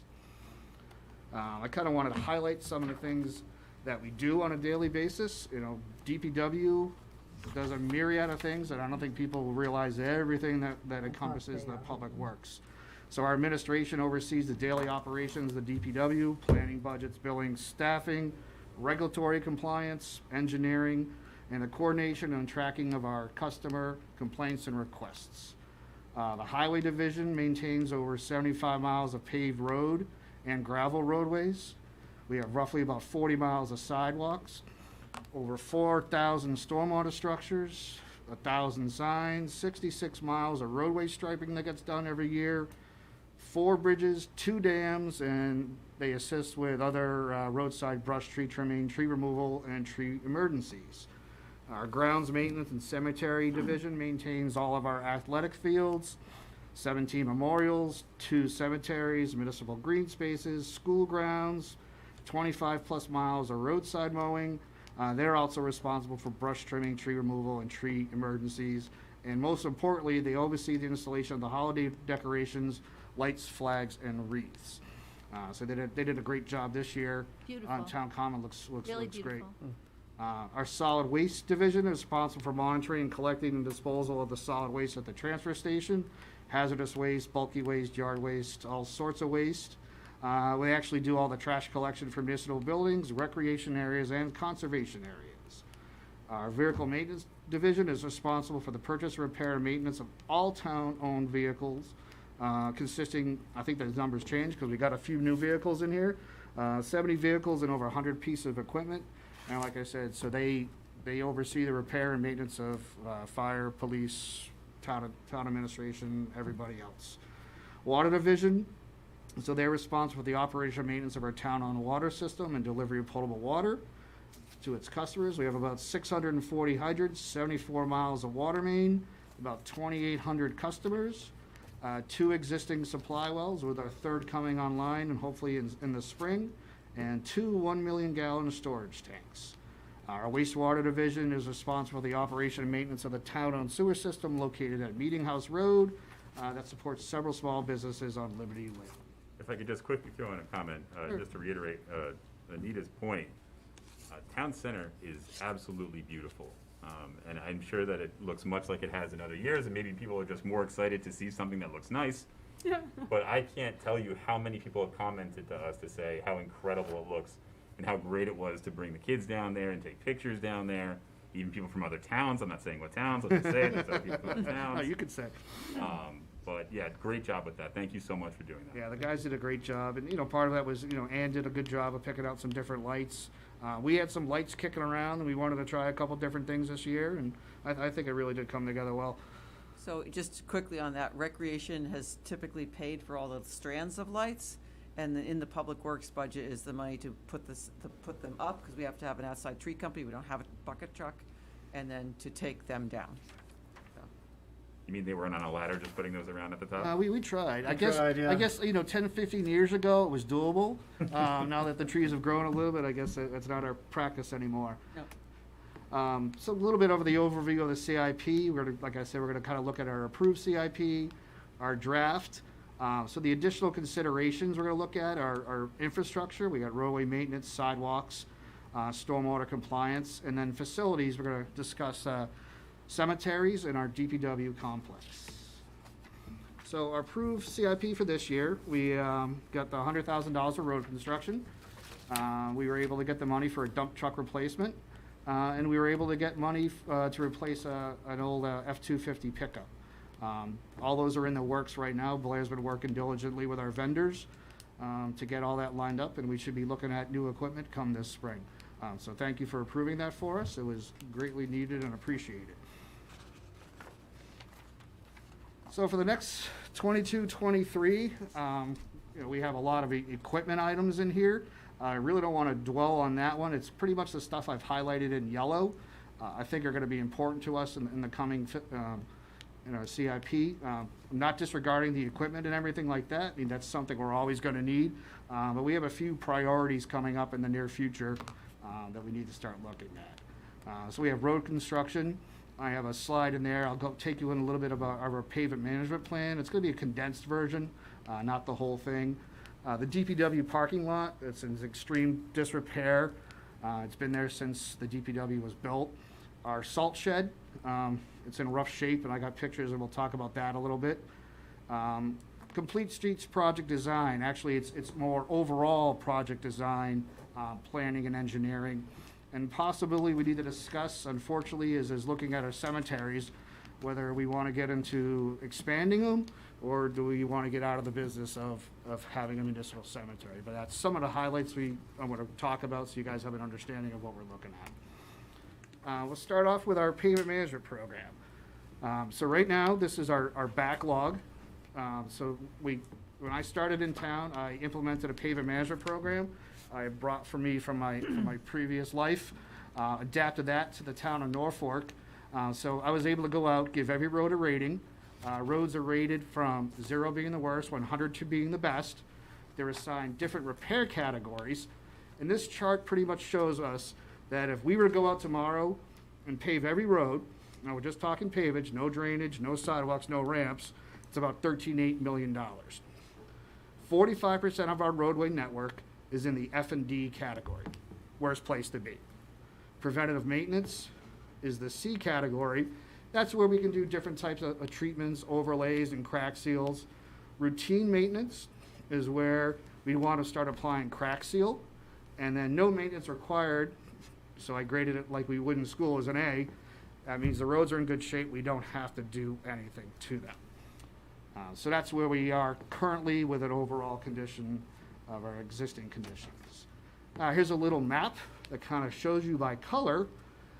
Blue, dark blue are our best roads. The red are our worst roads. Orange are our second worst, our preventative maintenance category, and our crack seal category. So you can see thematically, it's kind of an even spread.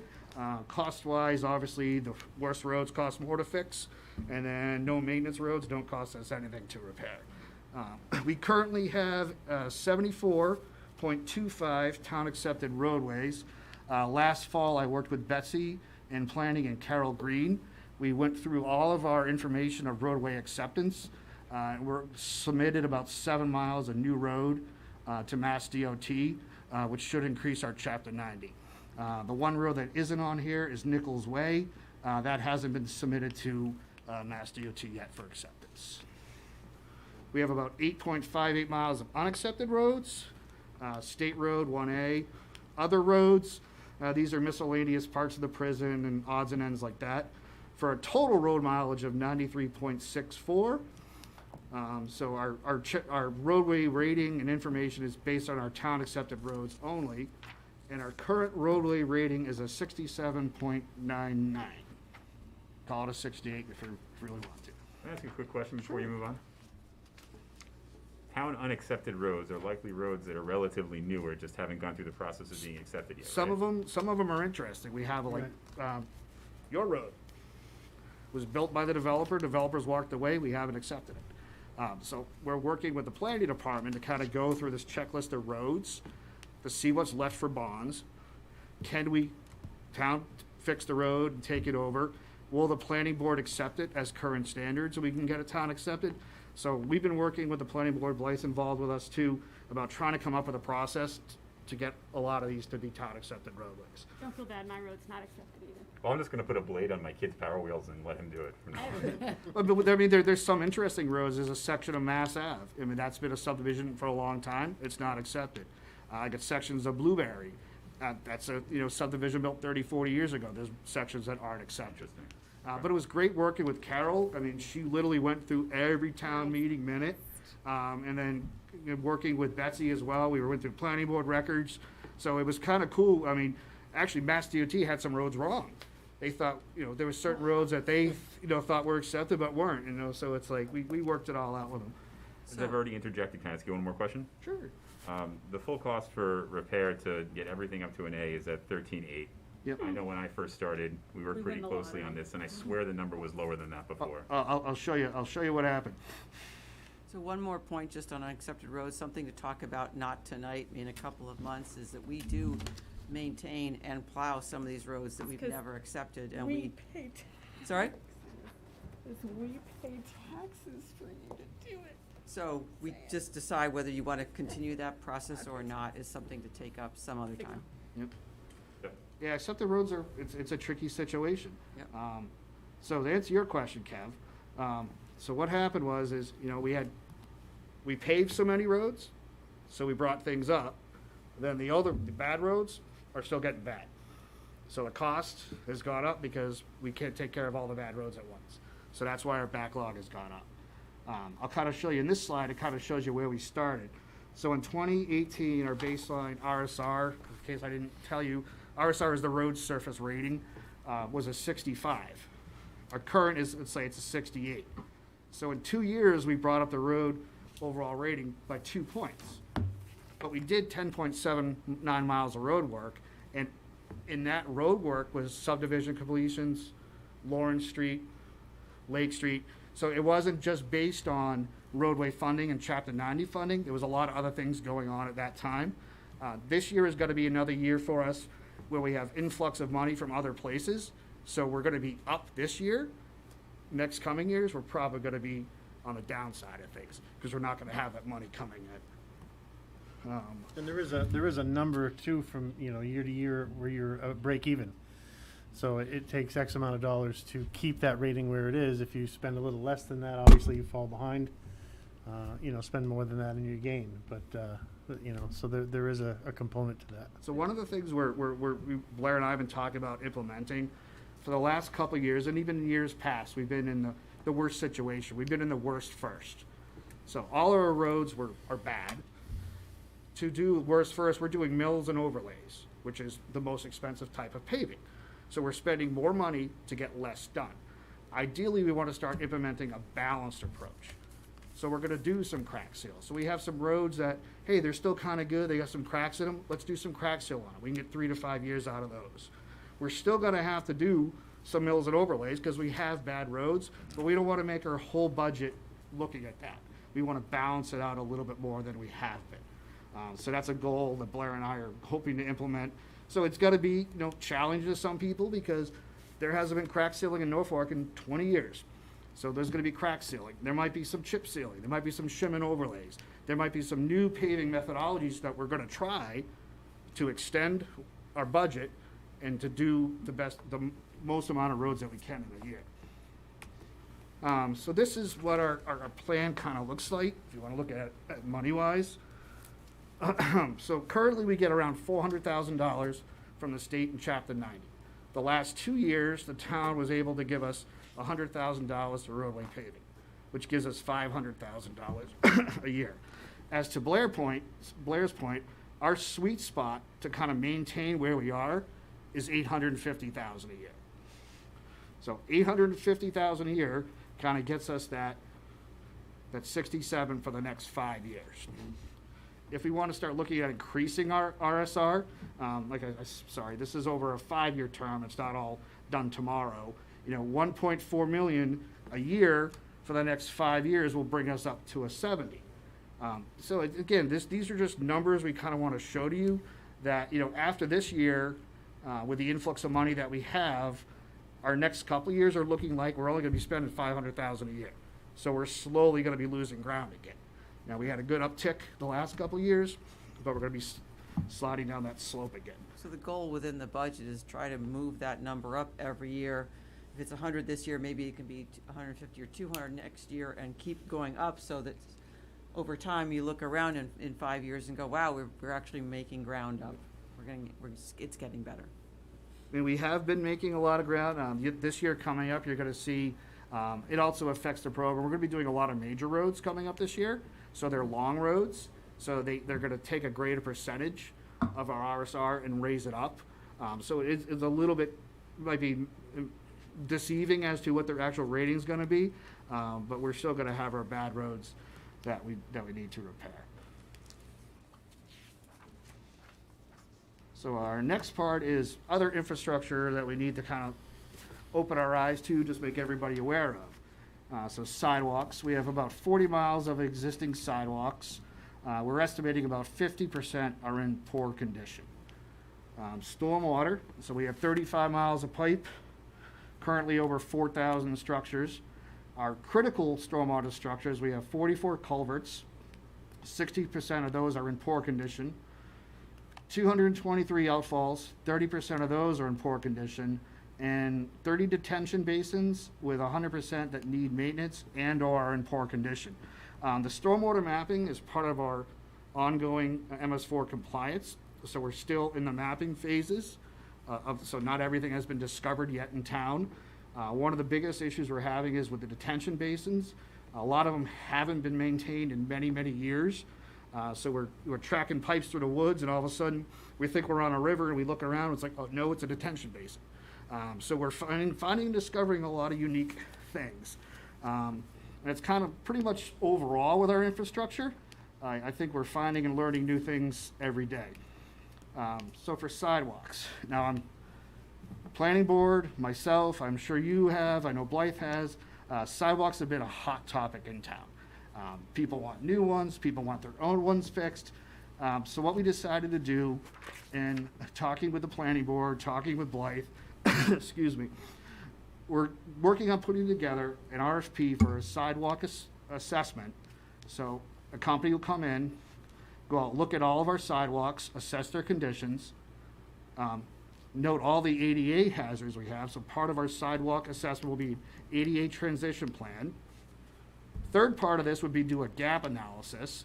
So that's an analysis as to where to look where sidewalks are, where they should be, where they shouldn't be. Review the master plan and review our complete streets plan to come up with an overall comprehensive sidewalk program. One of the keys that we're missing out on right now, there's a lot of funding opportunities. I can't remember what the one's based out of. Kevin, what was the one that you sent the other day? Shared streets. The shared streets, streets. complete streets. We're in the position where we're missing out on money because we don't have any projects engineered and designed. So by doing the project we're planning on with the sidewalk assessment, the transition plan and everything, that'll give us the guidance moving forward. And then we can start implementing engineering and design to start going for grants. Could you just clarify for a second for the folks that are hearing this for the first time? The reason why we're not eligible for many of the programs that are out there right now is because they don't necessarily provide funding for the engineering aspect of these projects. That's on the town to do. Yes, And that's costly to do. Yes, it is. And that requires a commitment from the town. Yep. So because we don't have that piece of it, we're not necessarily Right. able to get The this shared funding. street program, we're not ready to apply. Complete streets, there's, we've done the legwork for the beginning, but until we have a project design, we can't go and get the money to actually build our first project. Right. So our goal is with the project, working with planning board, we want to do a one-shot overall, give me the good, give me the bad, so that we know the conditions of our existing, Nope, everything went out. where do we want to install? So basically, what I'm saying is, together these projects will allow for the creation of a balanced program, allowing the DPW to town to allocate funding and seek funding opportunities to maintain and repair existing sidewalks and to construct new sidewalks.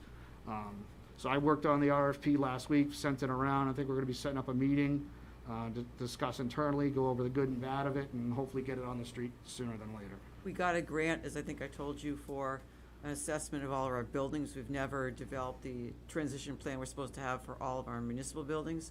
So using that state grant of $32,000 and asking the planning board for the money for this, we can hire one consultant to do it all and report back. So, yeah, and the funding from the planning board, so the planning board had established a new sidewalk fund.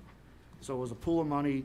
So when a developer came in and went to go put a sidewalk in, a lot of times we don't have sidewalks on both sides of the street. So it was in lieu of. I worked with the planning board to kind of change the wording, because the wording was just to construct new sidewalks.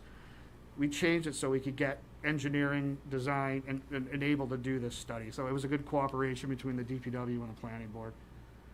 The other thing we've been talking with the planning board too, is you can see in these pictures, especially this one, the town for years had a requirement of street trees being put in, and they put them in the grass strip. Well, over years, you can see what happens is the roots grow into the sidewalk. This is all over the town. We're currently working with the planning board, and we're thinking about, we're gonna put the trees on this side of the grass strip. So there'd be an easement across properties where the trees would go. We have a couple subdivisions where we've done that, but they planted them too close. So now I'm getting root intrusion from the other side. So we're working closely with the planning board to come up with a more innovative and better solution. And looking at the species of trees too, there's certain species of trees that are more conducive to being planted near sidewalks than other ones. I'll spare you the We'll do the questions at the end. I'll spare you the headache on the whole entire history of the NIPD's permit. Don't read that one, please. No. But it sounds like 2003 was a big one for everybody, all the regulators in the United States. So the NIPD's permit started in 2003. So originally in 2003, the town had to meet certain levels of stormwater compliance, which they started down and they were able to meet those. In 2016, the requirements changed. There was a bunch of Massachusetts went after, it's a big, long legal thing. 2018, they finally arrived at it. So 2018, we had to implement the new stormwater MS4 compliance. So we did a submittal and we were approved by the EPA for a NIPD's permit, so we're all set. September 2019 was our first annual report. September 20 was our second annual report, and one note I want to make here is not only do we have to meet the federal and DEP requirements for stormwater, because Norfolk is in the Charles River watershed, we're lucky enough to have another set of requirements put on us to meet the phosphorus control plan. So not only do we have to meet this, and this, we have another level that we're going to have to meet. Year one was pretty easy. It was submitting a letter that we understood the legal information that came down to us, and we're going to be implementing a plan. Luckily, with the PCP plan, it's kind of a long window. We have 1 to 5 years to do phase 1, 5 to 10 years for phase 2, but we still have to do it. Can I just jump in for a second, just to keep it simple, maybe for folks who haven't done this before? Back, many decades ago, the federal government set standards for clean water, and we all know what those are and required.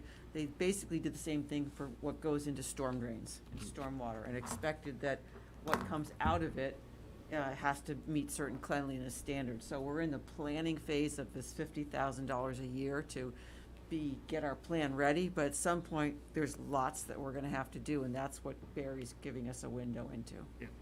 So part of that, it's not just the DPW involved in this project. We have the Land Use Department, Facilities and Recreation.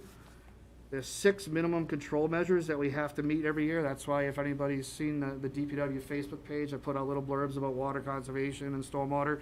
Those are requirements we have to meet. Bunch of regulatory stuff in here. The big one is the other, so we have our storm system mapping. We've been working on that one. Increased storm system maintenance, increased catch basin cleaning, increased street sweeping, cleaning out of detention basins, things like that. Outfall mapping and sampling. And when we originally started, our old history said we had, 385 outfalls. Well, through our mapping process, we're down to 283.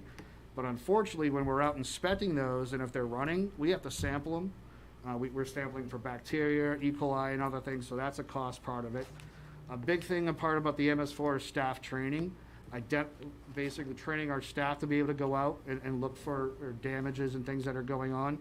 One of the great positions we're in Norfolk is we're on septic systems.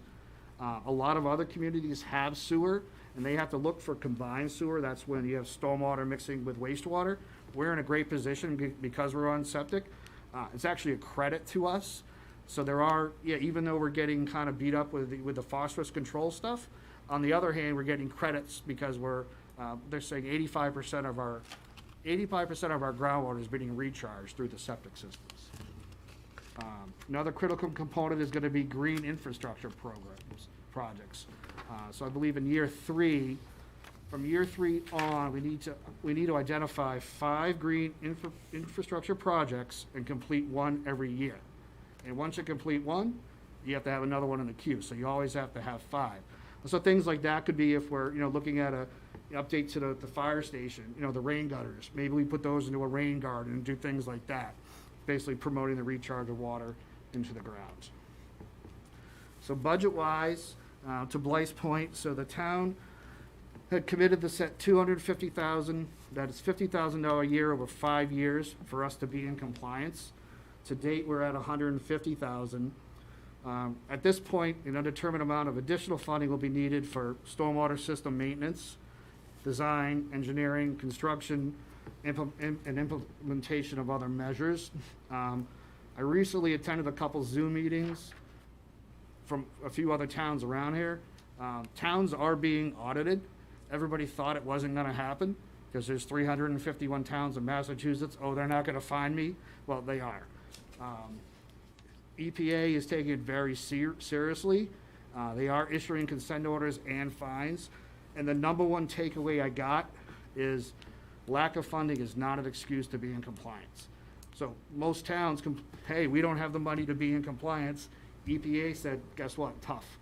Some Find the money. communities have even gotten to the point of setting up a stormwater utility and basically assessing a charge against every property to help pay into the cost of doing all this, and that sometimes is based on the amount of impervious surface, i.e. a parking lot or a roof that you have on a property. They pay proportionally, so a home pays a little bit and a big commercial shopping mall pays a lot to help fund this overall obligation, because the 250 is just the tip of the, Correct. I don't want to say iceberg, doesn't feel good, but Oh, it is. you know, it's going to be a big just cost the beginning. that's coming, and that's why we, you know, it doesn't sound very exciting, but it's going to be critically important, and we don't, unlike street signs, there will be serious implications to not following through. That's how serious the federal government is. You know, it took them a long time to get here, but now it's here. Yeah, it's here. There was four towns in our area were audited, and it's not nice. But one of the good things in my past life, I had worked with several communities implementing the stormwater utility. We've had good success. You know, it's another bill you're going to have to pay, but in order to be able to fund everything we're going to need to do, it's something we might have to eventually look at. So quickly, if we were to be audited today, how would we do? Well, the interesting thing about this is, so the auditors are actually out of, the company that's hired to do the audit is out of Colorado. So hopefully by now, they have an understanding, but they had no sense of understanding of New England. So they were looking through their lens of being on the West Coast and what are standards and what are mapped and what isn't mapped. I think overall we'd be in good shape. There are some spots we are weak in. Some of the training aspects, there's a couple other things. So basically, our stormwater coordinator is this guy. I'm working with an engineering firm. Some other towns actually have whole staffs, so we're doing well. But like I said, I think there's a few holes in our plan that we could definitely get Great. called out on. And that was the interesting thing. It was they were saying that they're on the West Coast. It's newer. So every town out there knows where everything is and it has it all mapped, and then they couldn't understand when they came to, well, what do you mean you don't know where this is? Well, it's New England. We don't know where that is. Yeah. So one of the next topics is our cemeteries. So we have two cemeteries in Norfolk. Norfolk Cemetery, which is on Main Street and Seekonk Street. So currently in the Norfolk Cemetery, so this is Elmside B, this is the general section. I have 60 cemetery plots remaining. So out of the whole cemetery, we have 60 plots that are available for sale. I have other plots that are opened in the cemetery, but they've all been sold. In our veterans section, which is up in here, we have 145 plots remaining. The reason that I'm bringing this to everybody's attention is we might want to start thinking about, are we going to get into expansion? Do we want to get out of the cemetery business? I mean, there's a lot of different ins and outs of this. The Pondville Cemetery, same thing. I'm running out of space. I have about 34 plots here, 11 plots on this side, and we have about 32 cremation lots on this side. And a couple tidbits. There are rules and regulations that go with the cemeteries in order to be buried in them. You have to be over the age of 59, resident of Norfolk for over 20 years. Pondville, you're supposed to be a relative or part of a family name of someone that's already in that cemetery. And there's a few other stipulations too. So our cemetery policy is pretty interesting. I actually was interesting. I was working with a family a couple weeks ago. I believe the last name was the Rays. Grew up on Seekonk Street. I'm not a Norfolk guy. Got a great history of everything. But they actually own the property just to the side of Norfolk Cemetery over there. It's where Man's Pond is. In discussions, they were bringing it up that they might be interested in giving the town some land there if we were interested in expansion. We do have a little piece of the cemetery right about over here that Justin, the grounds floor, and myself looked at the other day. We think we could get maybe 80 full plots in there. It would take a little work, a little engineering and things if we wanted to do an expansion there. There is potential at the Pondville Cemetery. There's a lot over here, just to the north of the cemetery, that's actually owned by the MBTA. It's a landlocked lot.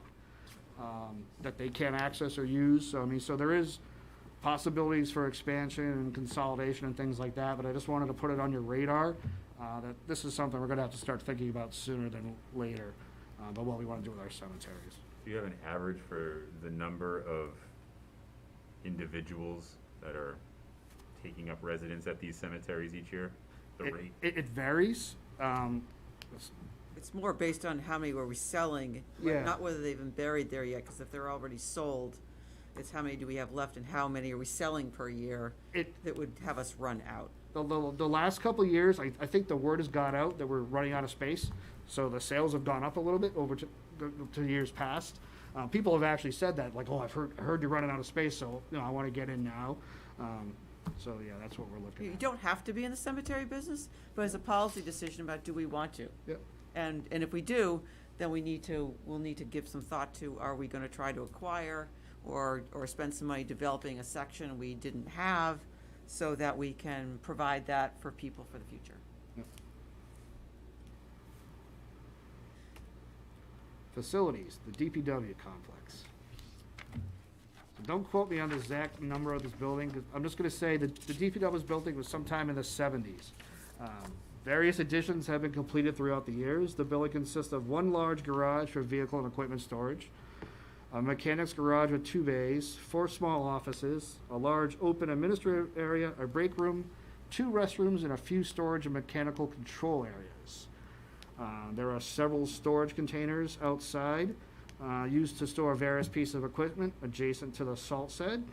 Equipment that cannot fit in the main garage or storage containers, unfortunately, we must leave outside. So you can see we have different apparatus that is outside because we just can't fit it into the garage. The salt shed. The current salt shed is used to supply our winter road salt, keep it dry throughout the month. Currently, this building is showing lots of signs of age. A section of the roof blew off earlier this year, leaving a large open hole for 7 days.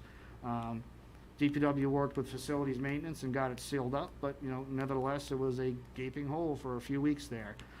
The building is approaching 30 years of age. Blair and I have discussed it with Blythe, and we don't think it's worth trying to repair it for the long term. Our consensus is we should look at replacing it. Blair has some pricing and a design. We're looking at something like this. And it's something, even though it's on our radar for 2023, we'd definitely like to move this up to sooner than later. We're actually talking about it for this spring because we submitted an insurance claim because of the damage to the roof. We got a settlement of, after the deductible, about $37,000. We made the minor repair, but we would likely take the rest of that, do the engineering that's required, and ask the town to fund it because I'm really concerned that it won't last another winter. And we're not allowed to store salt uncovered. Right. Yeah. So, And the other part of that too is our parking lot is in disrepair. It's in the reclamation F category. Our staff does an admirable job of trying to patch that thing. I mean, they are out there every chance they get, but I mean, it's got to the point where, you know, it's past its life expectancy, and we should look at, you know, repaving the DPW parking lot. There's a few pictures down there to kind of show you what we're looking at. That's pretty much our CIP overview of all the doom and gloom I could bring you in one night. It is doom and gloom, but we appreciate you bringing it forward, because it's better to know about doom and gloom than hear about it at the last moment when now it's an emergency that needs to be taken care of. Absolutely.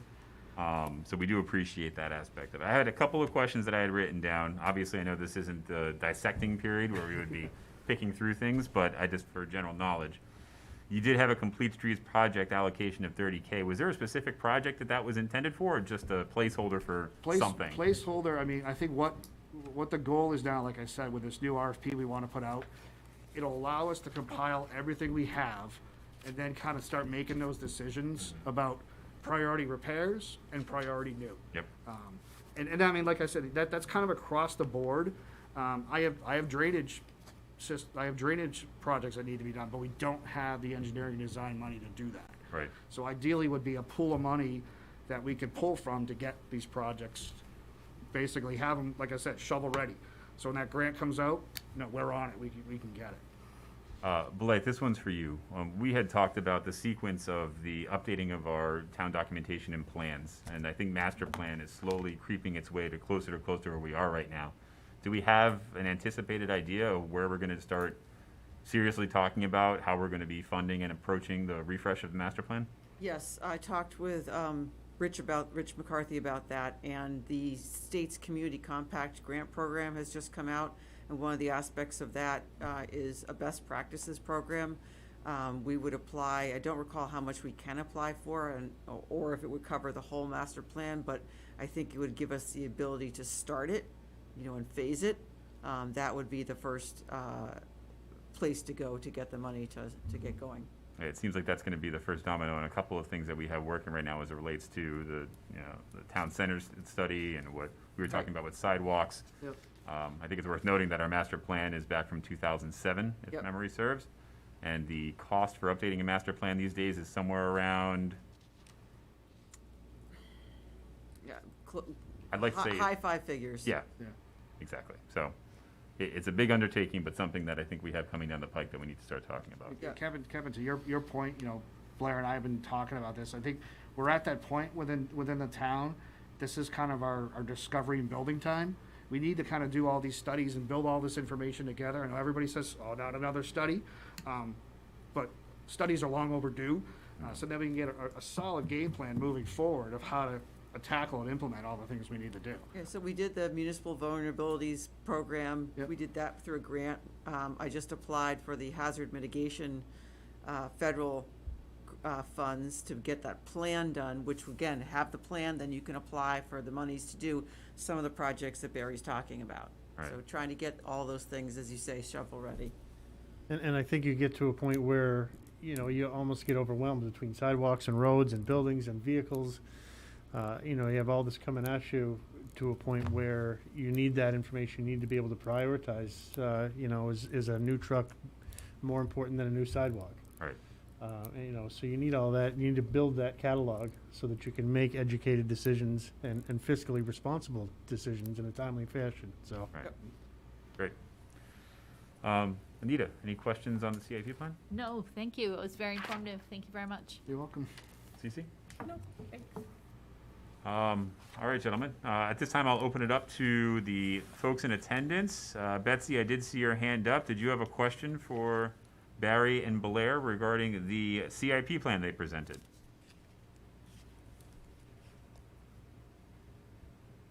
Reclamation, which was category F, Yep.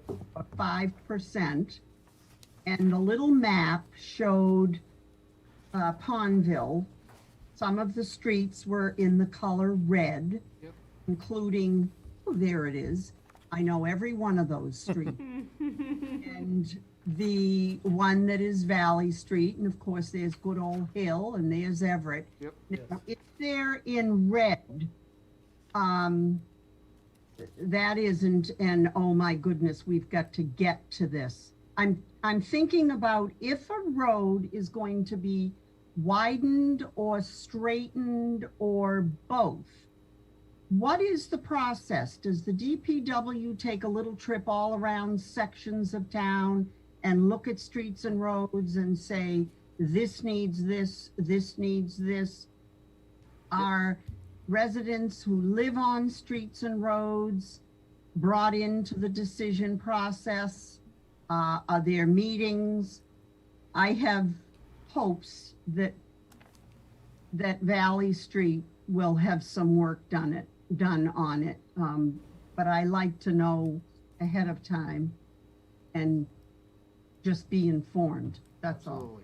So Betsy, to answer your question, so the reason we have this pavement management program, so the first thing I did when I got to Norfolk is I went out and drove every single road because it helped me to get familiar with the town, but I also rated every road. So I looked at all the cracking and all the distresses that come up with our baseline information, right? Every year, as I drive around town, I can go back to the office and readjust roads, say, oh, this one got a little worse than this one's doing a little bit better. We use the information from the pavement management program, that RSR, that rating, to kind of rank our roads.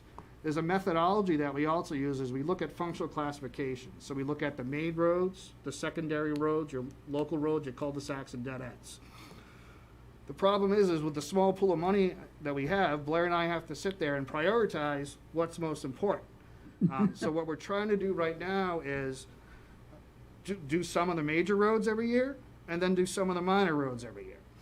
Okay. This year, it's going to be a lot of the major roads because we have a larger pool of money, so we can get more done. And then maybe next year, we're going to cycle to the secondary roads. It's very difficult. Trust me, I get phone calls all the time. There's people that think their streets are horrible and disgusting. But after the conversation, when people understand the limited pool of money we have, and we're doing our best using the information that we have in front of us to come up with a decent paving program. And as part of, for the widening and that, so Blair and I, before we pave the road, we go out. So we actually mill the roadway first, and then that's our opportunity, if we want to push the shoulders back a little bit, to make the load a little bit wider, we do that during that process. So then we pave the road, finally, we now have a new width. A great example of that is what we did on Medway Street. It doesn't look like it, but we probably squeaked a foot on each side of that roadway to widen out a little bit more.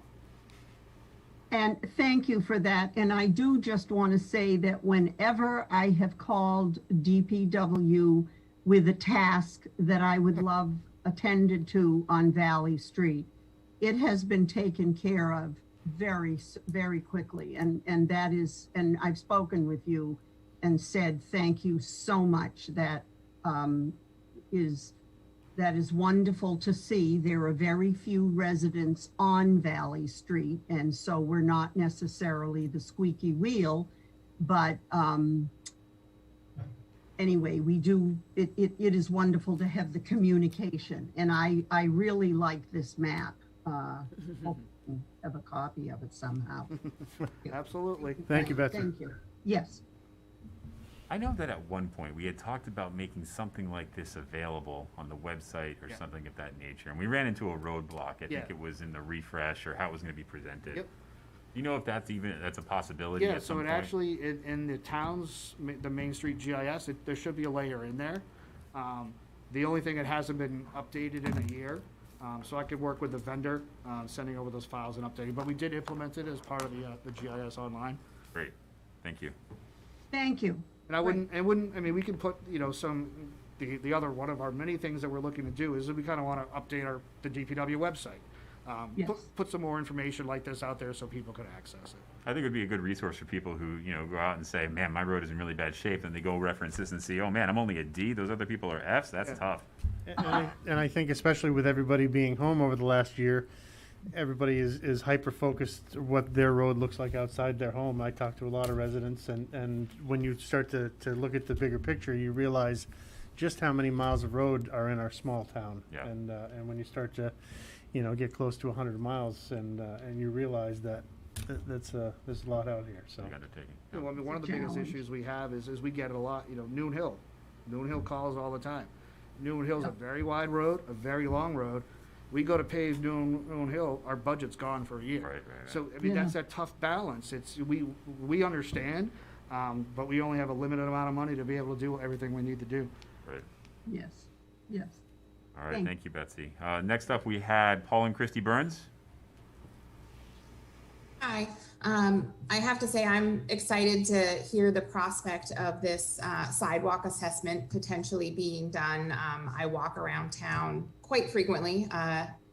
It is challenging at times, both where there are sidewalks and where there are not. My question about the assessment is it purely going to focus on as public safety where we need sidewalks, or is it also going to take into account where it's easiest to put a new sidewalk? All of the above. So the one part of it is going to be a gap analysis. So we'll look at our sidewalk network, look for areas where there's voids that make sense, maybe near a school, maybe near, a lot of this was done part of the Complete Street project. There was a lot of community input into that. So we're going to basically pull from that information, do the study, pull from the sidewalk master plan that was done several years ago that identified priority sidewalk locations, and kind of fill in gaps, and basically, I mean, construct sidewalks that make sense. I hate to say it, but we have some sidewalks that go to nowhere. Why have sidewalks go to nowhere? We want to look at looping places where people tend to walk more, so that'll be part of the whole assessment. Great, thank you. Connecting the town center too was obviously one Yeah, of I the mean, bigger initiatives. One of the big things that came out of the Complete Streets was it was a good community initiative. So there was a lot of things that came out of the community as priorities, construction-wise and feasibility-wise, probably not. Yeah. But it's great to know the input from the community than the goals from the original master plan. Right. And I mean, it's going to be nice to mesh all this together to have a concise overall. All right, next up we have Ed. Go right ahead, sir. Thank you. I'm going to go back to the sidewalk slide again also, and the third bullet really caught my eye and I think Blake mentioned this, that we were missing some opportunities for grant funding because we hadn't planned projects yet, or we didn't have the funding to do some planning, if I understood that. So I guess I would say that I think you missed an opportunity here to include a slide that would have showed that if we spend, I'm just going to use numbers, if we spent $100,000 on studies or planning period, we would be eligible for $1 million. I think that has a lot of impact, and I think that people would be very receptive to, I think it would be easier to understand if we could have seen it that way, because that's very powerful.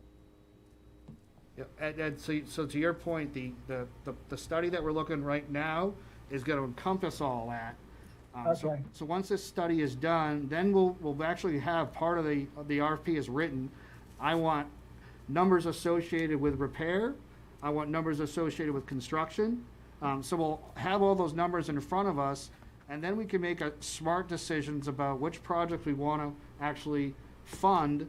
So then we can go actually get the grants. So it's kind of a phased approach that we're taking right now.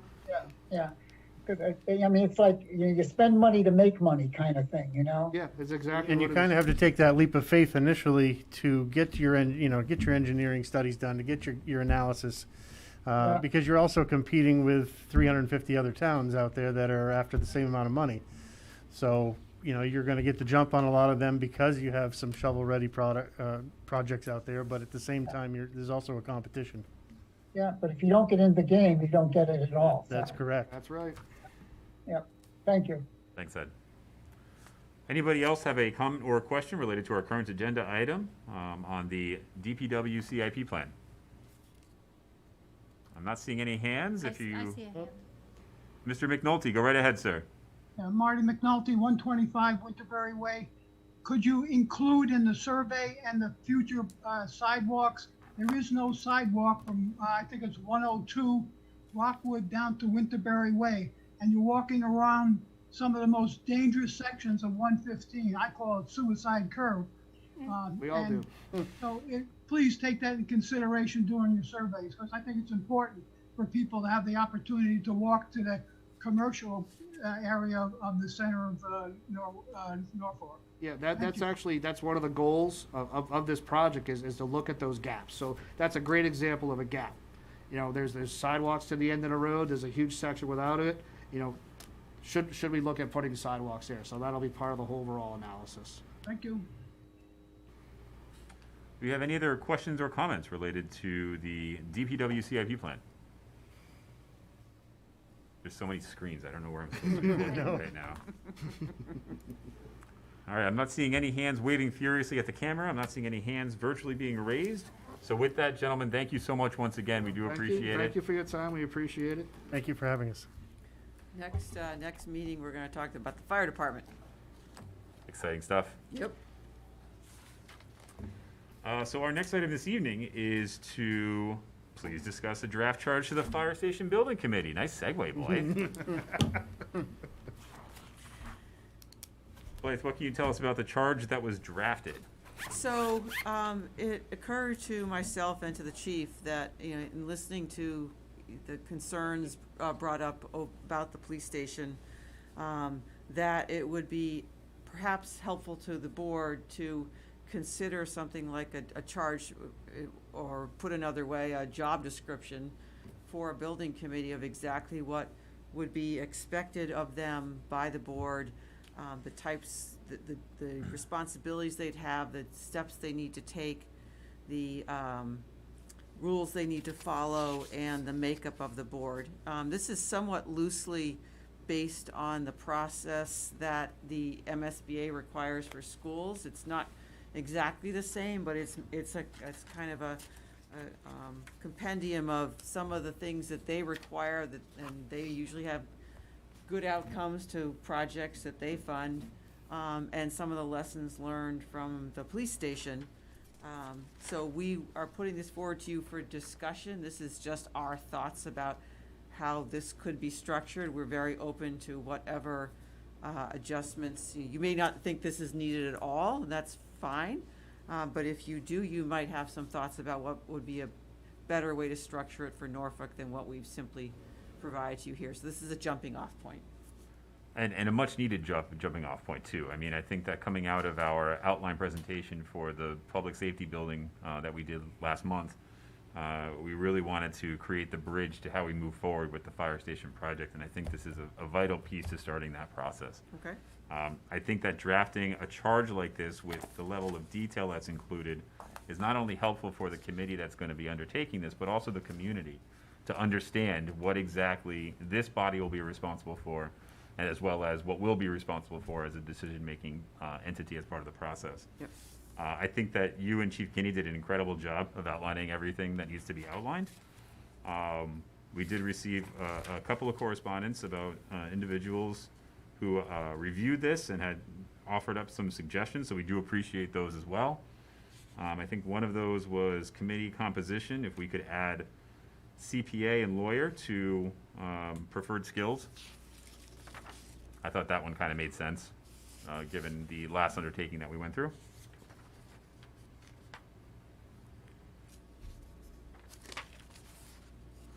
Did we add in accordance with MGL for the requirement to take minutes? Or no?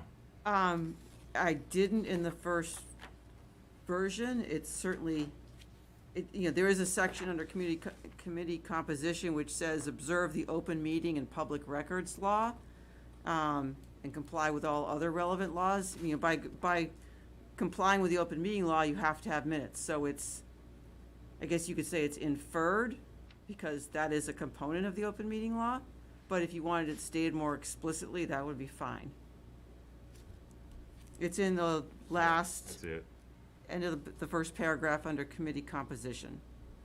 Open meeting and public records laws and compliance with all. No, I think that covers it. It'd be kind of redundant. It would be to put it in redundant, again, but yeah. I mean, if that's a No, better. I think that's clear enough. That's good. I think that's everything I had from my end, and I don't want to hog up all the questions. So, CC, Anita, your thoughts? I don't have anything. Nope. Do we feel this is a good starting point and something that we? I think it does. Where other people, like people from the police, like Matt Hafner or something, looked at this and gave suggestions, or not really? I didn't include them in looking at this. From my perspective as the town administrator, I think those employees those staff positions have an incredibly important role to play, but not being on the committee. Right. They are providing the support and the guidance. Right. If we end up with a committee that doesn't have someone who has strong facilities experience, then Matt can offer that from a Right. staff perspective. I wasn't saying that he would be on the committee. I Yep. was saying, would he look at the document and say, oh, these are the things that we were, sort of have his eyes on this I can s- document? Just to say, these are some things, oh, this didn't happen, we could put this right here. Because he has that sort of 10,000 foot Sure. view that's really strong, I think, or that seemed the case in the presentation, so. I certainly can go over it with him. That's why we put it on for discussion. We didn't want to assume that this was ready for approval. Blythe, in terms of larger changes to the scope or the charge for the committee, I don't even know if they had something like this previously. I couldn't find any charges to committees in the past. Doesn't mean they weren't there. I just couldn't find them in our files. Mhm. So this was just our idea of how we might step forward in a better way for this project. Can you just briefly touch on the idea behind the relationship between the select board and this building committee in terms of decision points and things of that nature? Sure. So one of the things I kind of felt from the concerns brought forward was that a committee was formed and said, here, go do this, and there really maybe wasn't a check-in with the board as much as there could have been. So our thought behind this, the way this is framed, is that a committee would go out and go through the process required to hire an OPM and recommend it to you, and the select board would be the one to approve it. And then, okay, the next job is to hire an architect. They go through a process, they come back and sell you on, as the board, on why this is a good thing. And they don't get to go from one phase to another without stopping in to see you, to make sure that you, as the board that appointed them, feel that they're on track. And if they're not on track, we're gonna stop and do something about that. That might be more oversight than you think is needed. That was just what we're putting out there to say, how does this seem to you? Is this the right balance, or you want to do something different? And, you know, we might get down the road and have a couple of meetings with them and say, you know, maybe this is a little too much oversight. Let's segment this out a little more. Or we might say this is just right. Yeah. This is your document. Right. So I think it's a good starting point for sure. And the other thing to note too is that as part of the composition, whereas previously there was a select board member who was sitting on the committee, we backed that part out of it so that this committee this board can act as the oversight as opposed to being intertwined. Yep. We could talk about assigning a liaison, somebody who is there just to provide insight if necessary during the course of those meetings. But just felt like this was a more productive and more streamlined way to be able to run it. And I like the transparency of this too, where that's reported back in a really transparent way for the town to be aware of those steps as well. Yep. Very good. Thank you, Blythe. So why don't I do two things? I'll add in the other CPA and attorney to the charge. And run it by the other staff just for, they were in the trenches on that project. They may have some thoughts, and I'll bring back the edits to you to consider approval at the next meeting. Perfect. Thank you, Blythe. If we don't have any more discussion amongst the board, I'll open it up to those in attendance. Mr. Haddad, I think you had your hand raised before I even announced the agenda item. Go right ahead, sir. Just, Blythe, if you could consider, I know there's always an issue of getting volunteers for boards. I mean, every town has that problem. So I guess I would ask you to consider, and maybe even include it in there, what happens if you don't get that mix of skills that the board really demands? You know, what happens? What do you do then? You're glad you got what you got. Oh, I think this is too important for that. Well, I think this gives the board the latitude. Hopefully we will find those people with those experiences. But if it doesn't, I think the board does have the latitude to consider somebody's perhaps other experiences and decide that they would bring value to the committee. Yeah, Ed, I think from my perspective, I know that I had read the email from Mr. Denver and yourself identifying that we should make it a requirement to have these skills as opposed to the suggested skills.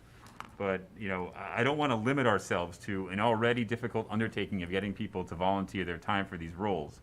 Obviously, the board would take into account the types of backgrounds and expertise that were listed here. But if we have somebody come to us who is not a licensed architect, but used to be a licensed architect, I don't want that to preclude them from necessarily being able to lend themselves, especially if we're in short supply of volunteers to field the board or the committee. No, and I don't disagree with you. I mean, I think there's a lot of gray area when you go into people's experience that certainly would still qualify them to be acceptable or professional enough to be on the board. I'm thinking if you really are missing something important, would you consider maybe hiring a consultant as a board member to support those non-technical people that do volunteer, because it's a lot of responsibility there. While the fees associated to a consultant do scare me, and with the frequency of these meetings do happen, if there is something vital that is missing from this board, I think we'd explore all options available to ensure that that's well-rounded as we go into the project. Yeah. So, I just raised the point. I know it's not easy to get the kind of board you'd probably would call ideal. It's not going to be easy. Yeah.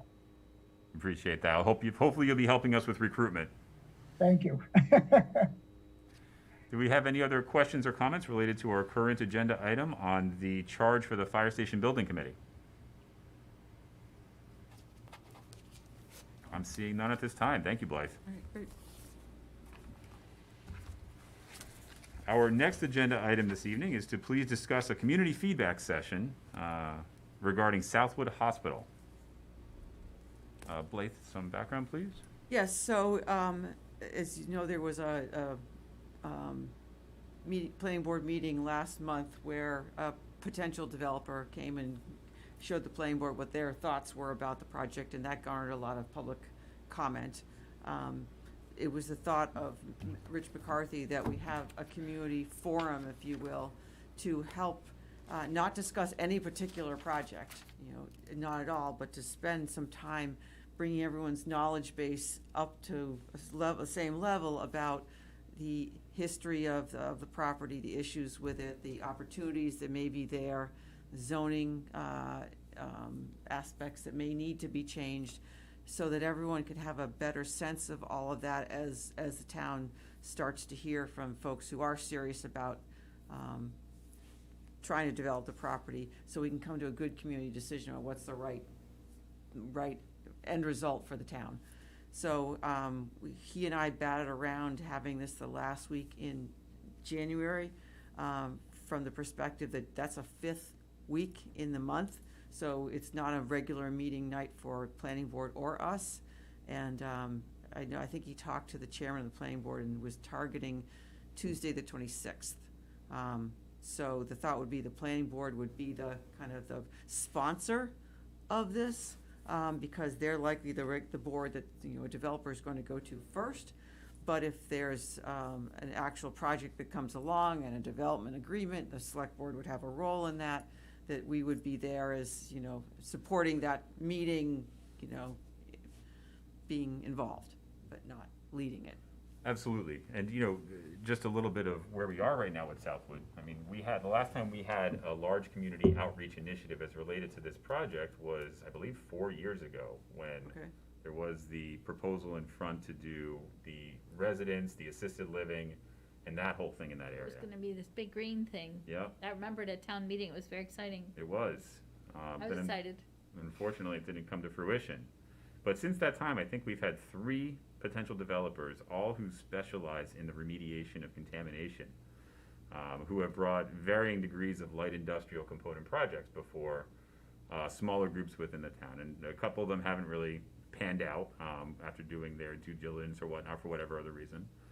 But we do have somebody now who is making their way down the road of taking it more seriously. So this is a good time for the town and the residents to be able to align on what the vision looks like, or the acceptable vision looks like for that area. And in order for us to be able to effectively move further down that road with this potential development partner, I think we need to have those ducks in a row first. So I applaud Rich for coming up with the idea of doing this before we get too far down the road with that other dealing. So it'll be great to be able to understand from the residents in that area, just, you know, this is where we are now. These are the kinds of things that are attractive to developers for this area. What kind of things do we want to see here? And how do we shape this and find a middle ground between those two and hopefully bridge that gap? Because at the end of the day, we want, if a zoning change is required, that requires a 2/3 vote of town meeting. We want people to feel like we've gotten at that point, that this is the right decision, and they can feel good about voting for it. And having them understand what we have to do to get there and what the constraints are and opportunities, I think is critical. There are many checkpoints and milestone points in long timeline in which, you know, the town is going to have ultimate control over what goes on there. Right. So it's important that we align on what the vision looks like and what the expectation is for that area. Yep. So is that date sound possible for all of you? I mean, it's going to be a Zoom meeting because it's the volume of people. The volume of people who would be interested, obviously. Right. Yep, that's fine. Okay. I will let him know. We'll nail that down and then get announcements out. Perfect. Thank you very much. Betsy, I imagine that you have a question or a comment on this agenda item, so I'm going to go ahead and unmute you. Oh. I am unmuted. Well, I was very interested in how this whole subject would come back to life when George Vallone came to town several years ago. It was about a 4-year process that everybody, I wasn't on the particular committee, but I attended every meeting, took notes, knew quite a bit about the area, which of course was the old Pondville Hospital site, which is in my Pondville book, I think chapter 10. And at that time, this developer from New Jersey, George Vallone, was very interested in the project. And he wanted some residential, some commercial, some retail, some apartments, and he wanted to preserve quite a bit of land and wetlands. Of course, he had to.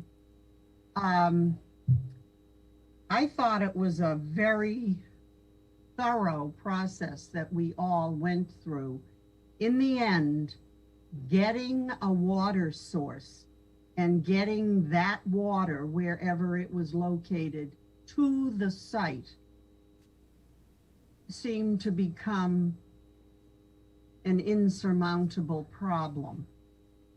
The project ended up, it was abandoned, and nothing really has happened since then.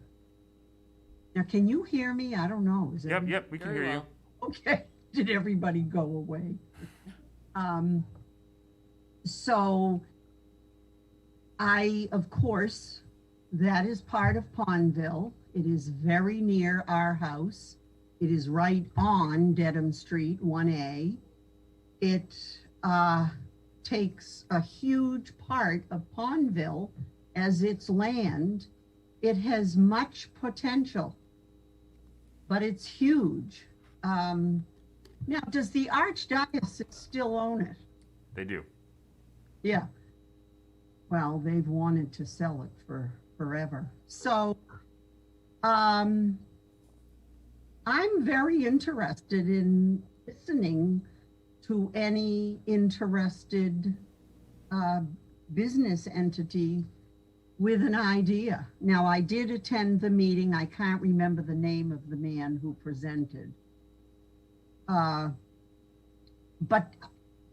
does the select board have a feeling as to whether, I found that many residents really weren't very familiar with Pondville, which is why I wrote my book.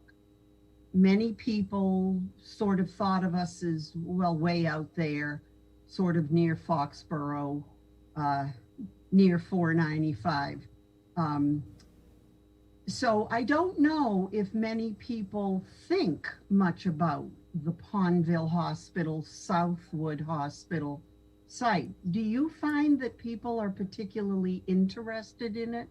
100% yes. And I say that because for quite a while now, it has been marketed as the prime opportunity for the town to be able to meet its affordable housing goals. Because of where it's situated on a main street, it's not taking up a farmland, it's not inset in the middle of a densely populated residential area. Obviously, it does have its impacts, as everywhere does. We're not exactly a large sprawling city. But for much of the time since I've moved here, it's been identified as the best opportunity for us to be able to accommodate for development of that scale. So I would say yes, it is on the forefront of everybody's mind, but I think that this meeting will do a good job of level setting with everybody as to exactly what it's going to take for that to happen.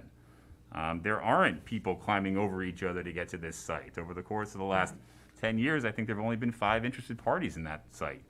So it might not be the glorious asset that it might have been built up to, both from the Archdiocese perspective and from the towns.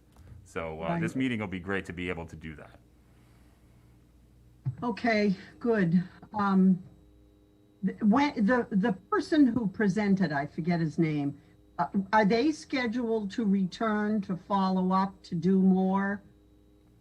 My understanding is that they were going to go back to do some reworking on their initial proposal that they were getting feedback on during that meeting with the planning board. I don't believe a date was set for them to come back, though. No, and that's Okay. why we think it's important to have a community meeting about just the parcel in general and the issues and opportunities for it without the eye towards any particular developer or any particular plan, because we want everyone to understand where we are before we go anywhere with it. Yeah.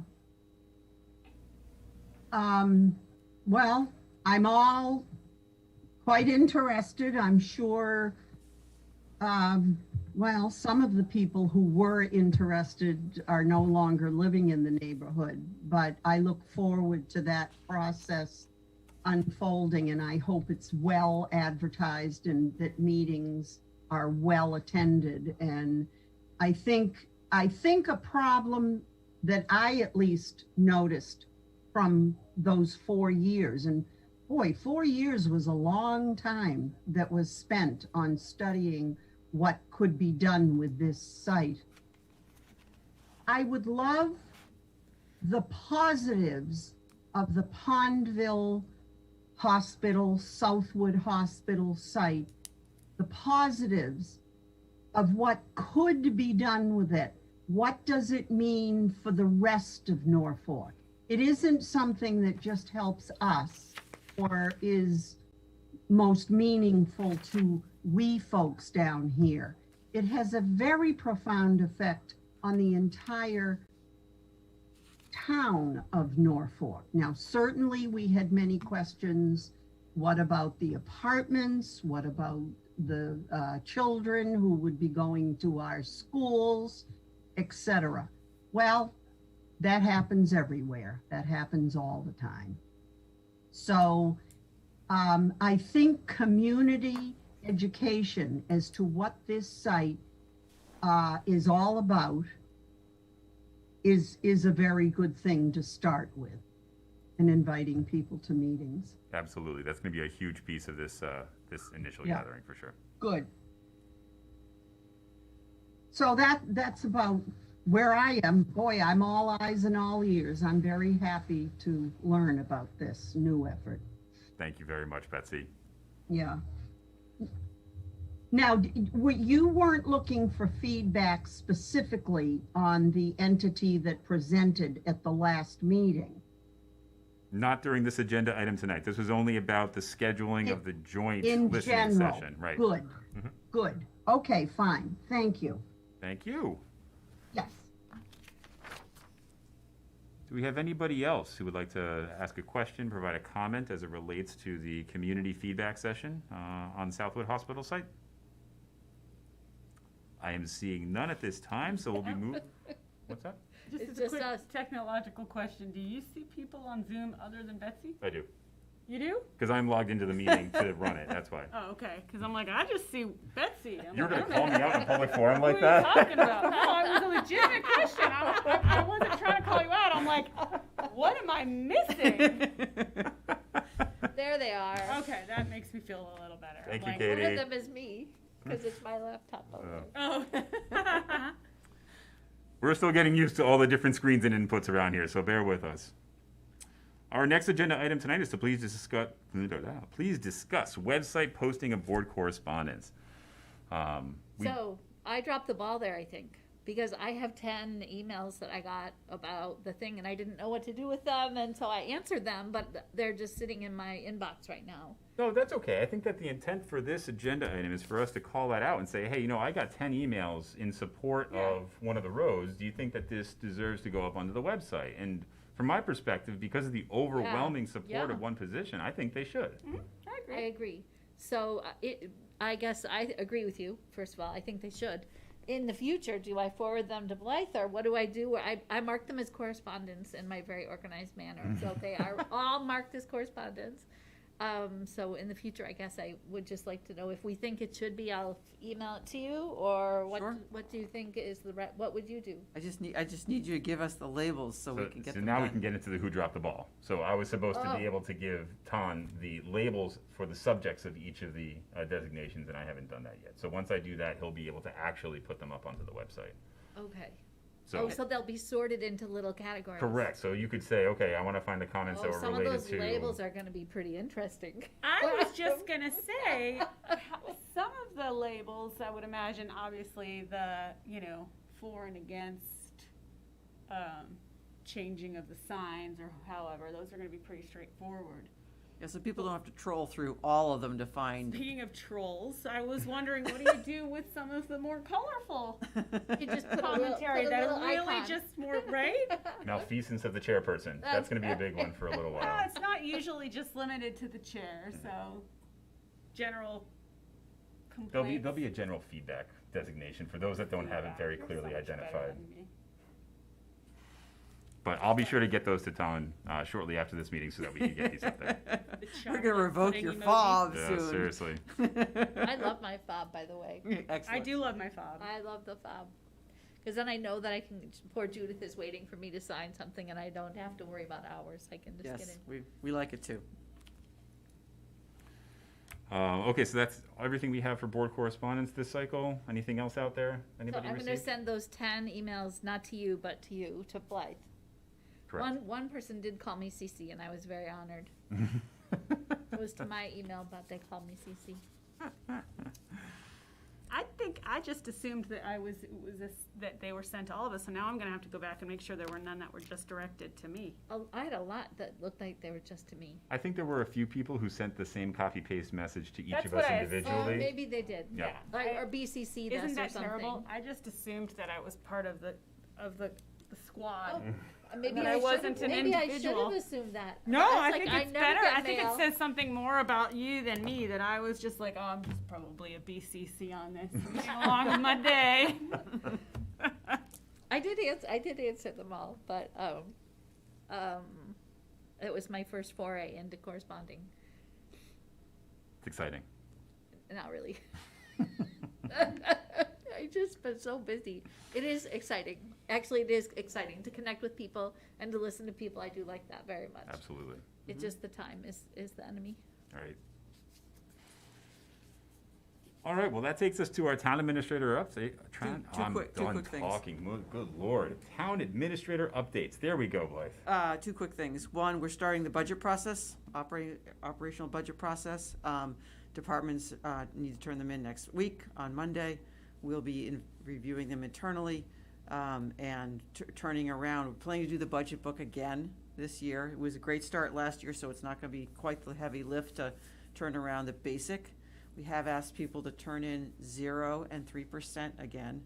The reason that we're doing that is, while things have, tax collections and so on have been going well here for us in Norfolk as compared to some communities, the concern I have, and I don't have an answer to, is where will state grants come in again next year? It's too soon, it's too soon to say, and so we want to have people do that work up front so that if we're in a position of having to make some adjustments, we know what they could be and don't have to send people back to the drawing board. So we're looking to have that ready for you, and then we should talk at some point about what level of review you want to have, maybe not as in-depth as last year for the day session, and knowing that an advisory is going to be doing their level of things, we probably should try and find what will be the right amount of review for you. So the only reason I haven't asked you for parameters and guidance is I'm just not sure what information to give you because I don't have a full picture yet. So that's in the works and you can expect that soon.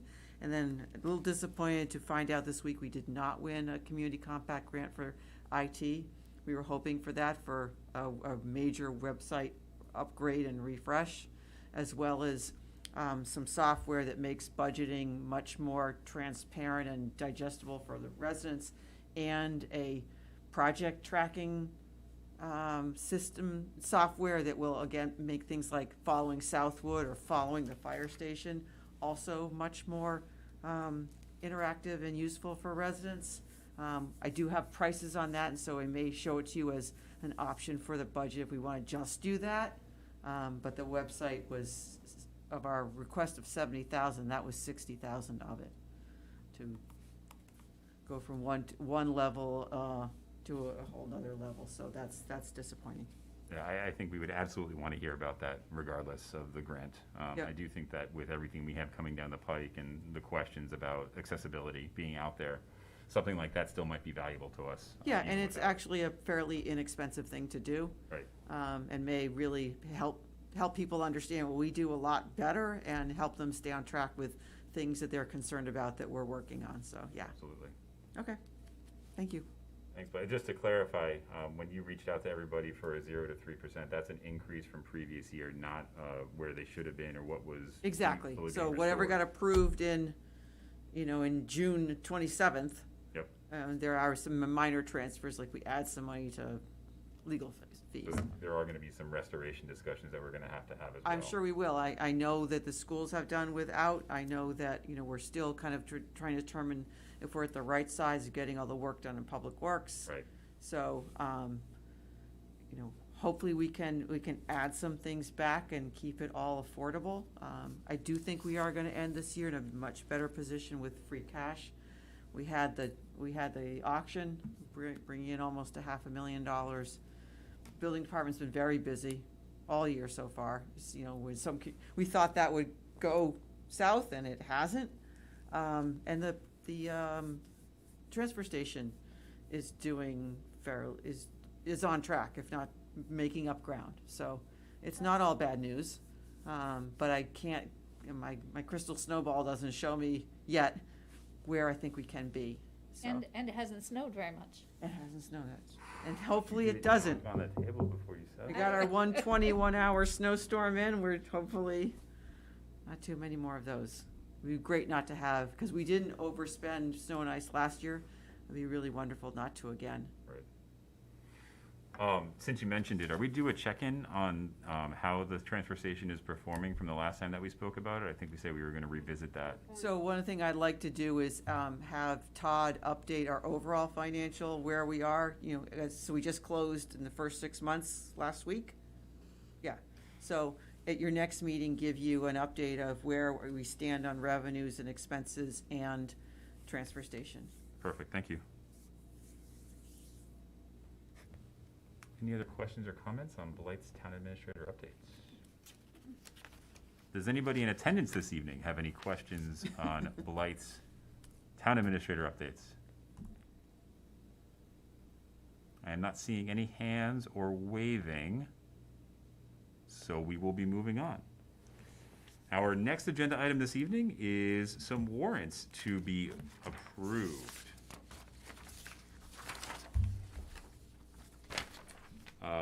There are 4 warrants to be approved, and with that, I move that the board approve 4 warrants for the period of December 15th through the 29th, 2020, as printed on the agenda for this meeting. Do I hear a second? Second. Hearing a second. Any further discussion? Hearing none. All in favor say aye. Aye. Aye. All opposed? It is unanimous. Thank you.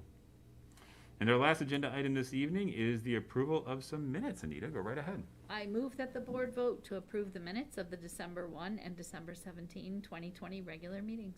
Second. Hearing a second. Any further discussion? Hearing none. All in favor say aye. Aye. Aye. All opposed? Unanimous. Thank Pass you. it along. And thank you, Katie. So that does it for our agenda this evening. We'll toss it around one more time for any final parting thoughts. Blythe, anything from you?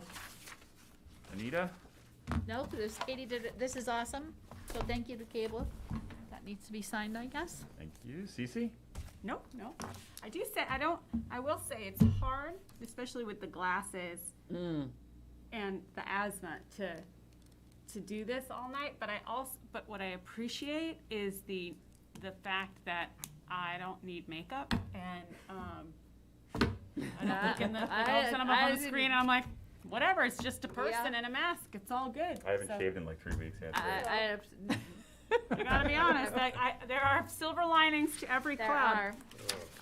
I just did have to, but this is nice. I think the setup is nice. Yeah, it's really good. I'd like it if the ventilation system stayed on till we were done. I know, I saw you kind of look around when it went off, and I'm like, Because that's really, the air circulation is I'll critical talk to to Eric safety. about that. And he has to keep his mask over his nose. Gary? So for those of you, Yeah, I who- saw that. I almost I'm like, was like, buddy, I got this thing. No, I had to keep playing with mine. Yeah. It is hard, like when you're fogging, you're like, I just gave up on the glasses and I was doing the up close with my computer.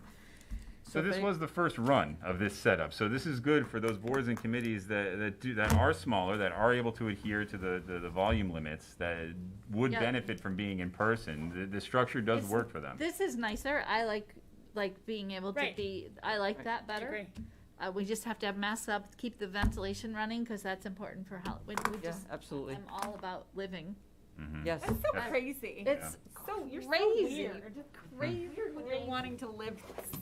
So because this was the first trial run, anybody who was watching tonight, if you have any feedback on how it worked from a participant's standpoint, please let us know. We'd love to hear that so we can try to make some improvements if necessary. Otherwise, our next meeting is scheduled for January 19th at 7 p.m. We'll see you then. Thank you so much and have a great night. The clock, if anyone's interested.